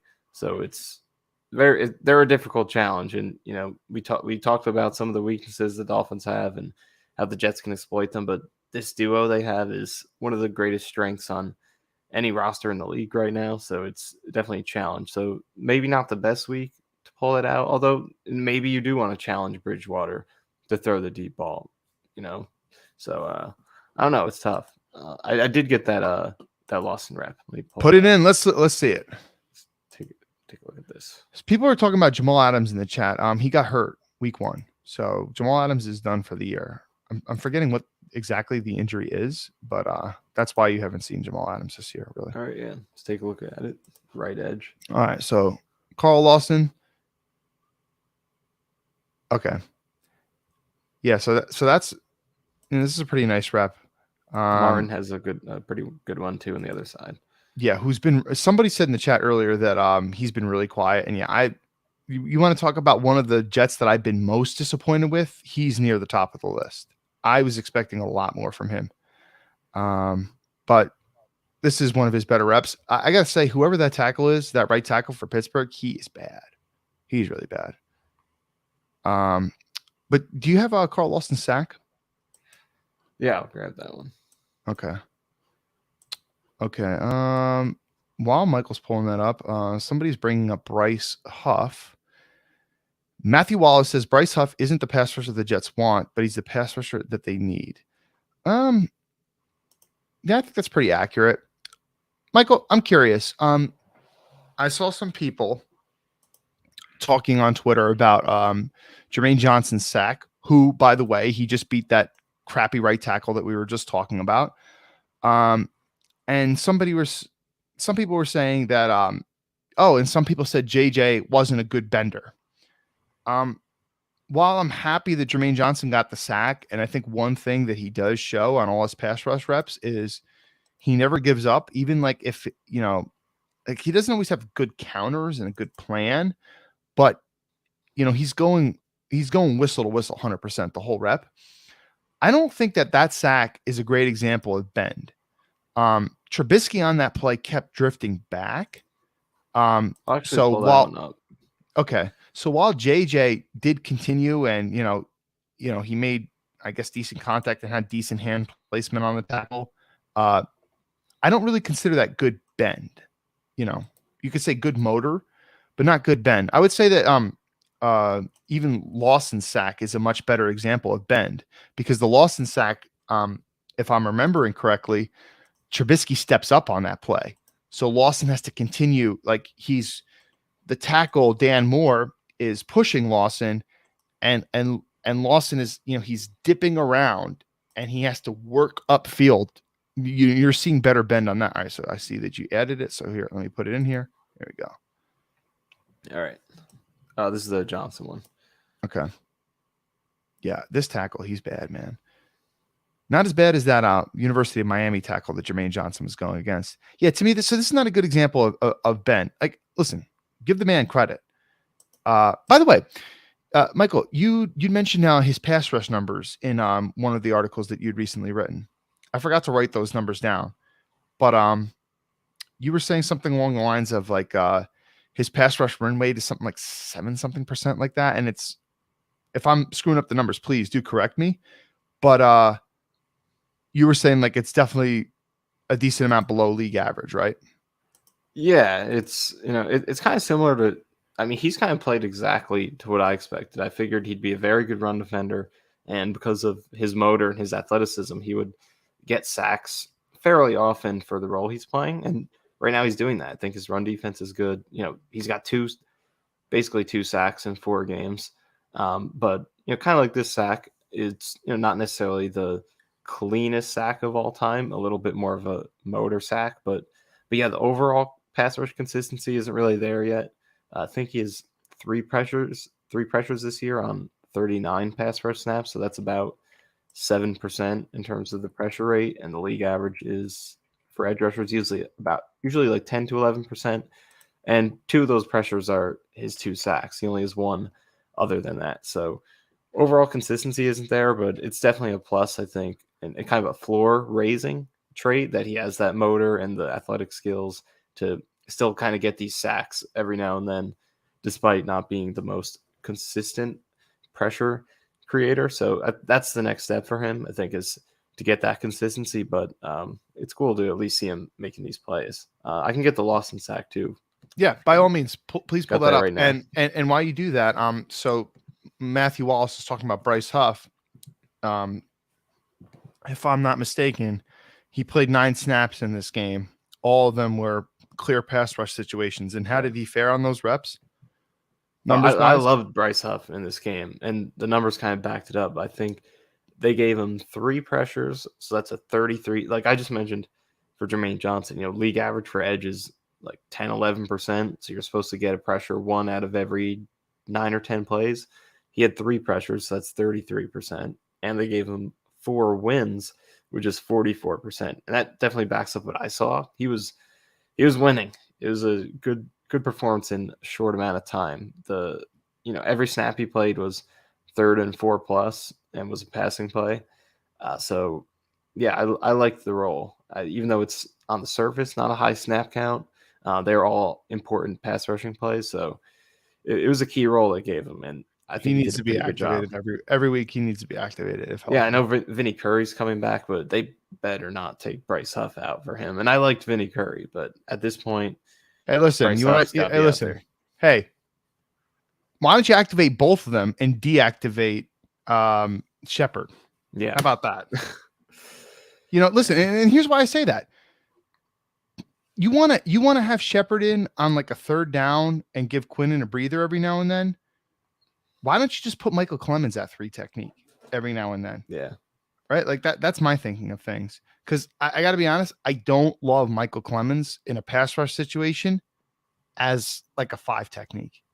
He just doesn't move quick enough. He doesn't have enough burst to the table over like there. But Michael Clemens, like he's a power rusher. So if I could put him in 3rd down and have him bull rush a guard in a one-on-one situation with his long arms, listen, he might not get to the quarterback, but if he can drive the guard decently enough back to the point where a quarterback can't step, I'll take that. Nathan Shepard doesn't give me that often. So anyway, those are my thoughts. But okay, yeah, let's go ahead. Let's watch this. Yeah, Lawson sack right here, left side.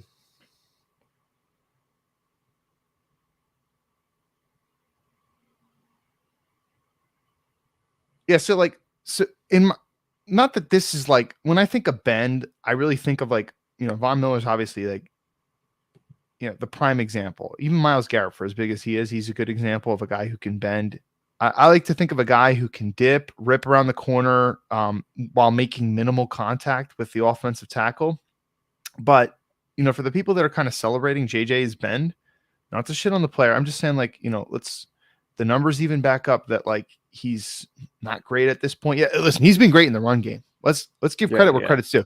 JJ has been a stud in the run game, which is what we predicted. But pass rush, there's still a long ways to go. But I think that just in this one game, this is a bit of a better example of bend. Notice how Lawson's working against the tackle and getting upfield and turning while Trubisky's stepping up. So anyway, this is a pretty good sack. And it's going against a better offensive lineman than, whoever. Dan Moore, left tackle, is a better offensive lineman than whoever that right tackle is. Okay, let's see what else is going on in the chat. John Nalty says, JFM has not been good since getting the bag of money. Playing on edge is killing his production. Yeah, he's not in an ideal situation. But he's not been bad. I wouldn't say he's been bad. It's just, he's a little bit out of place.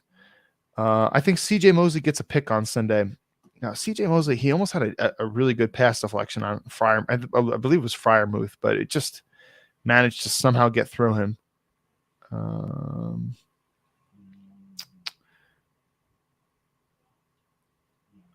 Lawson is a 4 or 5 year veteran. JJ is a rookie. He will get better. Dan, be patient. After all, a sack is I think you meant to say a sack is a sack. No, I am being patient. I listen. I don't think. I think our criticism is fair. Anytime, this is the thing with like fans and emotions and fan bases and stuff. We want to root for our guys and we want to defend them and stuff. And it's true. Like, listen, I'm rooting for JJ. I hope he's the best edge defender in the class. I do. But, let's also be realistic about things too. And, Michael has the numbers to back up that he hasn't been necessarily stellar in the pass rush department. Is that everything that I'm seeing in the chat? Do you think Elijah Moore is used in a deep threat decoy role in this offense? And if yes, do you agree? Michael, being that you wrote that article, I'll let you answer that one. I think there are some occasions where he runs, some clear outs. And actually, this was interesting. I don't know if you saw this, but JT O'Sullivan, who does a lot of QB breakdowns, he did a review of Zach Wilson's game, and he put a lot of blame on Moore for that interception.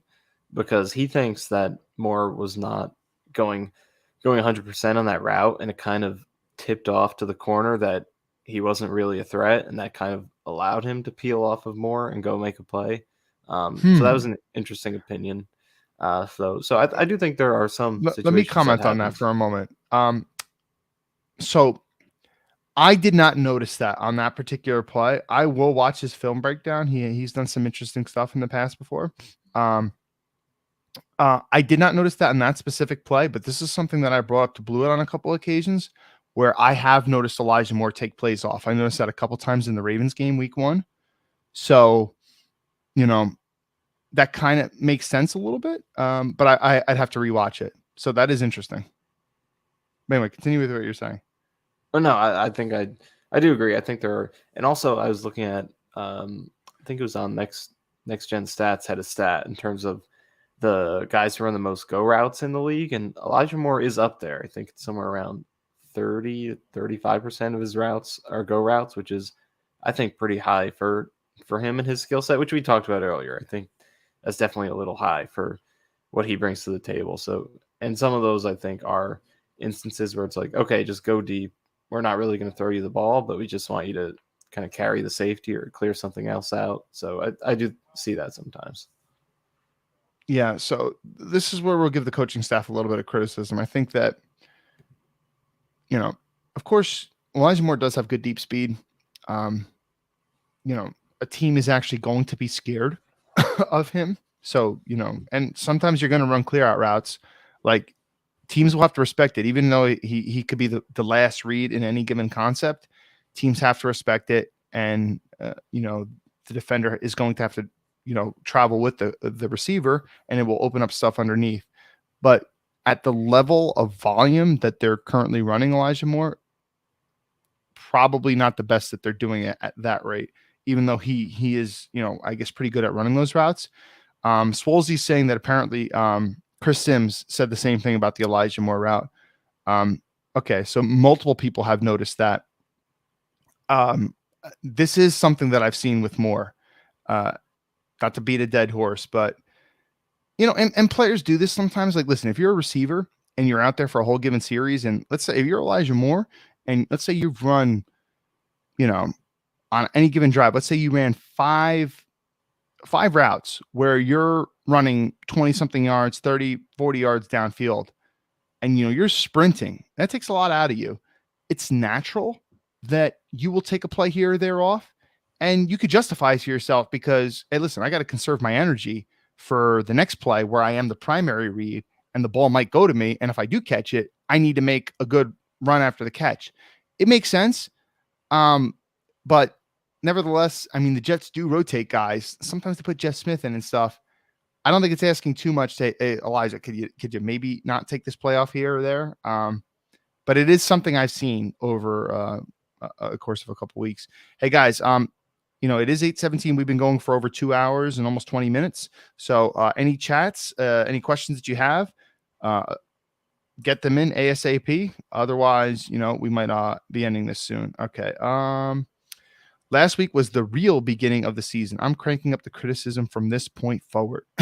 Well, as Bill Parcells used to say, the real football season doesn't start till after Thanksgiving. So I don't know if you guys agree with that, but that's at least his take on it. Ray Mallard says, do you guys have any breakdown of Michael Carter 111? I think he means to say Michael Carter II. He's quietly stabilizing that slot position. I'm sure, Blewett will have breakdowns of him in the coming weeks once he's back and can get back into his grind. Michael, did you happen to write anything about him or clip any plays that you posted anywhere?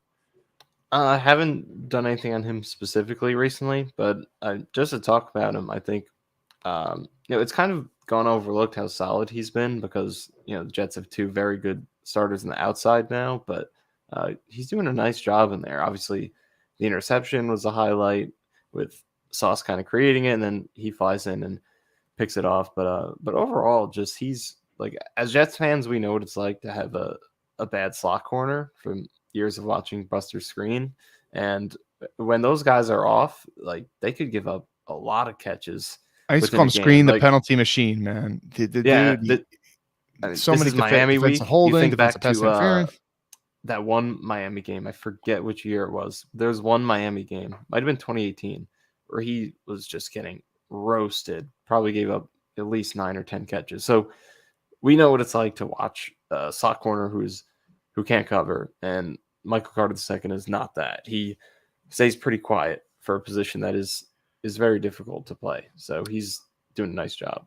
Michael, in one of your articles, you mentioned how the Jets have, like you were mentioning that in certain categories, they're really good in certain penalties. And you Yeah. were mentioning 0 defensive holdings all year, if I'm correct. Yeah. Yep. Okay. And you want to talk about one of the prime positions where you get defensive holding is slot corner, because think about it. Yeah. Like you're matching up in the slot, your receiver on any given play has a 2-way go. So you know, if you're guessing he's going one way and he goes the other way, which he can on any given play, you know, you tend to get a little grabby in those situations. And Michael Carter hasn't been. Even one of the plays where he was beat, George Pickens beat him on like a slot fade. I think Michael Carter's coverage was pretty damn good, but I think the thing about Pickens is he's a really good contested ball catch kind of guy. It's just kind of one of those things where, you know, like you are going to get beat sometimes, but you want to make it as hard as you possibly can for the receiver. And I thought he's pretty solid. You know, one play that sticks out to me off of Michael Carter II is in Baltimore when they ran like little speed option. You know, he has to account for Lamar Jackson, so he can't like necessarily get out onto the running back too quick. Lamar pitches it to Kenyon Drake, and Carter has him way down in open field. And this is a running back in open field. And Michael Carter makes a huge tackle, and it might have been a third down. I'm not entirely sure, but he had a lot of green grass in front of him. So if he broke Michael Carter's tackle, he could potentially be thinking end zone. So that was a really solid play. And Carter actually got hurt on that play. I think he hurt his shoulder temporarily. So Matthew Wallace is saying that, you know, he's concerned with the safeties and linebackers, and he's worried about Mike Gesicki exploiting them. Do you share that same concern, Michael? I think the safeties are definitely a concern, and it is encouraging. They had their great game last week, just to see them break out of their funk and know that they're capable of playing well in this defense, but still a weakness for now, especially against these two receivers you're playing. So, yeah, I think that's definitely what worries me the most. Those safeties exploiting, or the safeties being exploited by these weapons and potentially finding room in the middle of the field, because that's where they do a lot of their damage. I mean, they're known for their speed, but there are some deep catches on there, but a lot of it is just them using the threat of that speed, catching an intermediate, and then run after catch. So, definitely, I think that's the main concern. Okay. Let's see. Okay, some other people are getting some comments in. Yeah, I encourage you guys, get them in quick. Otherwise, you know, you guys stop. At this point, you know, we might end it unless Michael has any closing thoughts that he wants to get out there. AB Fresh says yards, touchdown, interception for Zach Wilson this year. Quick stat line. And he's also asking if we'll have a top 10 defense this year. I don't think we'll have a top 10 defense, but you know, crazier things have happened. Quick stat line for Zach Wilson, Michael. Yeah, I agree with you. No top 10 defense. I think it could be average, maybe. I don't know if they're there for top 10 yet. Stat line for Zach Wilson. I think first game is pretty encouraging regarding what his stats could be. I think despite 1 touchdown, 2 picks, I like that he had 7 yards per attempt, which is good despite some drops. I think he can average, you know, maybe 250 yards a game, and then get the touchdowns. So maybe a 2-1, maybe something like 22-11, something like that. I think he's capable of that. I think that's very realistic, very, very realistic, especially the way that this receiving core has been playing. And dude, we haven't even seen like we have not seen this offense clicking on all cylinders yet. We haven't seen a complete game where the receivers are winning and the holes are opening up in the run game, and we know our running backs can do damage, and where the tight ends look good. You know, there's weapons upon weapons in this offense. To me, the biggest concern is offensive line, and most of it is the injury status right now, although Laken Tomlinson is a big concern. McGovern, I think he's been solid overall this year. Solid. Not that he was playing. He hasn't played to the level he's played last year to this point yet, but he got his face crossed a lot of times in this game. You know, he went, there was many times where he went too horizontal. You know, let's say he's trying to get to the 2-eye or whatever, and he's coming in way too horizontal and not vertical enough. And, you know, the guy just crosses his face. that was a little concerning, but he hasn't been that bad overall. He was solid in that Ravens game. Buster was feast or famine for sure. He was much more famine. He'd have a big hit every now and then. He could hit for a corner, but he was dog shit in coverage. How many interceptions will Sauce have this year? I'll say 3. But interceptions are not the end all be all. What do you say, Michael? Yeah, I'll go a little lower. I'll say 2, but like you said, it's not. I don't think that's to say he's not having a great season. Swolesy, I don't think Swolesy is serious. 14 sacks for Q seems reasonable. That would be an insane stat line. And Quinn Williams, if he had that number, he would be getting a huge contract. Yes. Okay, so 8 is a reasonable goal. Maybe 10 is a realistic. 10 or 11 realistic ceiling. I could see that. Okay. Ray says, I could not help but notice Hall carries has elevated. Do you feel as if he is about to take over running back 1? Yeah, they have been giving him the ball more, and he has been a little bit more effective in recent weeks. I think some of that is, listen, the play that I mentioned earlier, where it's an outside run out of 21 personnel, 2 running backs, both to each side of Zach Wilson, and the running back who's not getting the ball, he's the lead blocker. I think if you gave it to either player on that play, they break a big run. And it happened to go to Breece twice in this game. But if you'd given the same carry to Michael Carter, that was kind of where scheme worked. They saw something in the Steelers defense and they exploited it, and the Steelers didn't pick up on it in either part of the game. Now, Robert Saleh had mentioned how Breece, he's kind of been getting more north and south lately, and he had a couple runs that hit guys in the sternum. I've been a little bit more impressed with Breece as of lately. The Jets drafted him early in the second round, traded up to be the bell cow. They envisioned him as being the number 1 guy from the beginning, but has he done enough to really kind of take the reins from Michael Carter yet? I would still say it's kind of close, but yeah, they're starting to give him more because he's been playing a little bit better and kind of understanding the offense a little bit better too. But Michael Carter, listen, it just so happens a lot of the carries Michael Carter had, he didn't really have a lot of places to run. His stat line looks a lot better if he gets those 2 carries rather than Breece Hall. You agree with me, Michael? No, I agree. He got a bad break with the blocking in this game. But no, I think it's kind of leaning towards Hall, but I think maybe it's going to cap out about where it is right now in terms of how it's split. I don't think we're going to see it, progressively go to Hall being a clear number 1 and Carter's just kind of a backup. I think there's going to be that rotate. As long as these 2 guys are healthy, I think we're going to see a nice rotation between them, but Hall has kind of taken it over the last couple games.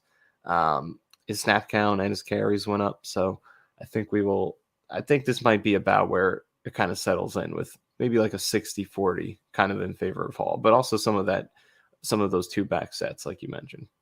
Yeah, I definitely want to see more of that. Not that I want to see it a ton because, I really like the Jets 11 personnel sets. I love Conklin out there. I don't love Uzama being out there. So, I want to see them get a little bit away from 12 personnel, do more 11. But every now and then, especially, depending on where they are in the field, especially when they start to get into the red zone and the green zone area of the field, I want to see more of those 21 personnel sets because, they start hitting some of those runs. Like a couple of those runs could have went for touchdowns, All right. So this might be the last comment unless I get something good. Sean24 says, should Quan get more reps than Quincy Williams once he's back? I don't know. Do you think so? Because I like the ways that Quan has played. I'm not the hugest Quincy fan, but I think Quan's played better than Quincy, so I would say I yes. Agree. I would say yes. I think Quan has been kind of a steal of the signing. And it seems like almost every week he has a huge hit too. And he had another huge one. Dude, look at Saleh. Look how fired up Saleh got after Quan laid out Gunnar Oshleski or however you pronounce his name. He's been pretty solid. I do think he did have a coverage bust in this game. That Freiermuth catch, I think that's on Quan, if I'm understanding that correctly. He goes to the curl flat. He's supposed to pick up Freiermuth in the seam, and he doesn't. And Freiermuth gets an easy catch, which if he picked up Freiermuth there, Quinnen got to pick it so quick that, that would have been a huge sack. So, but other than that, I can't really think of too many plays where Quan has been like bad. I think he's been pretty solid overall. He's been a Swolsey does great not want pickup. What'd you say? No, he's been a great pickup. So yeah, I guess in a perfect world, I think he is playing more snaps than Quincy because I think he's a better player right now. I don't think you're going to agree with this, Michael, because I certainly don't. Quincy was the best player on D in the Bengals game. Just saying. Do you agree with that? I don't know.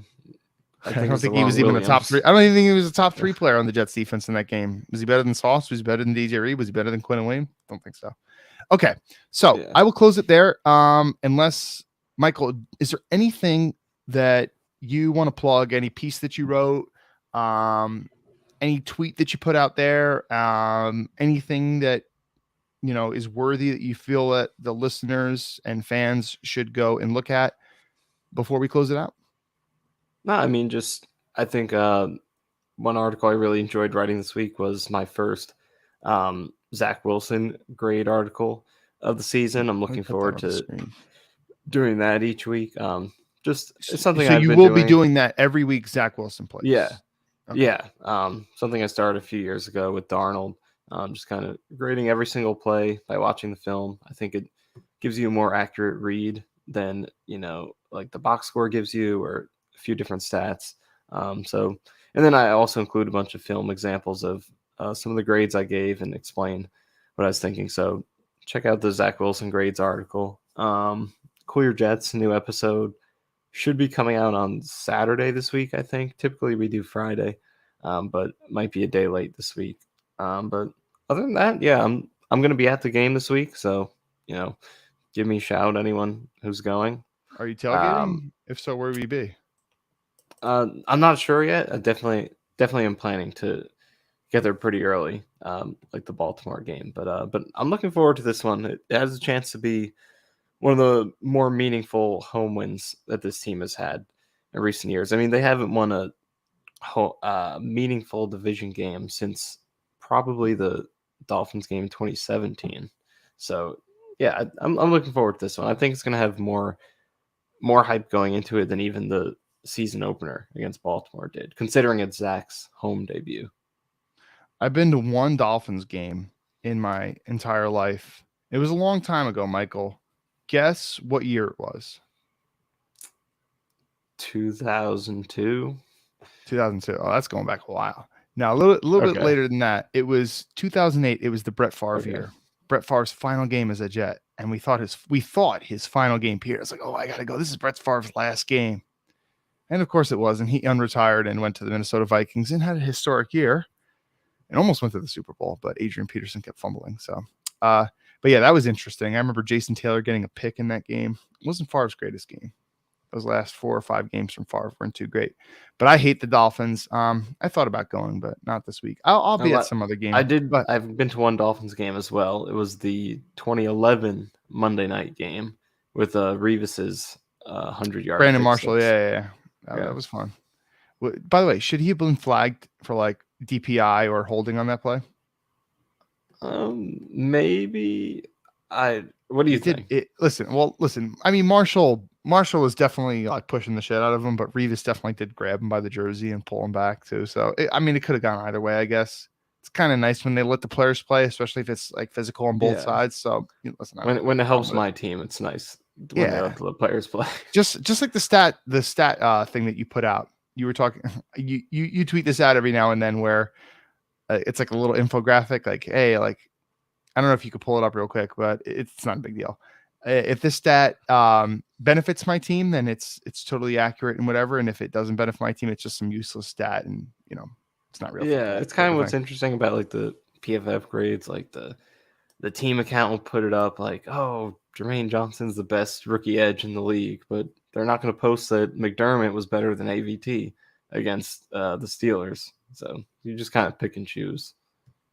All right, I promise this is the last one. All right, and the only reason I'm going to this one is because Ray was nice. Ray says, guys, I appreciate your attention to my questions, but I have one more. What do you all think about those bad delay handoff to our running backs?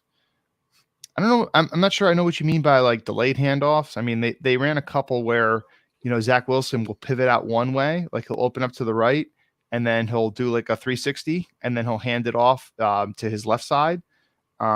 They've done that a couple of times, which I don't really have a problem with that because that motion can get the linebackers shifting one way, and then it will make it easier for the offensive lineman. Like if the linebacker moves just a little bit, excuse me, to the right or a little bit to the left, that makes it a little bit easier for your lineman to climb on them and get an angle. So I don't have a problem with it. The problem is that they're not really holding up, and like McGovern was a huge problem in this game. So many times in this game, whoever it was, whether it was someone who was either a 3, a 2I, or a 1, they got in so quick. So like you're talking like immediate penetration in the backfield, and the running back, like he's immediately off his track. So anyway, so check out Cool Your Jets podcast. Expect some Blewett film reviews to come hot and rapid over the next couple weeks once Joe Blewett's back, because I know he's going to be an animal waiting to get this content out. Check out Michael's articles, specifically his Zach Wilson one, grading every one of his throws. And thank you guys so much for tuning in. Thank you to everybody who's did the super chat. Off the top of my head, Nose Kills and Sneakers to Boots. And I had fun doing it. So I will see you guys next time, which for me will be in 2 weeks, I guess. All right. Peace.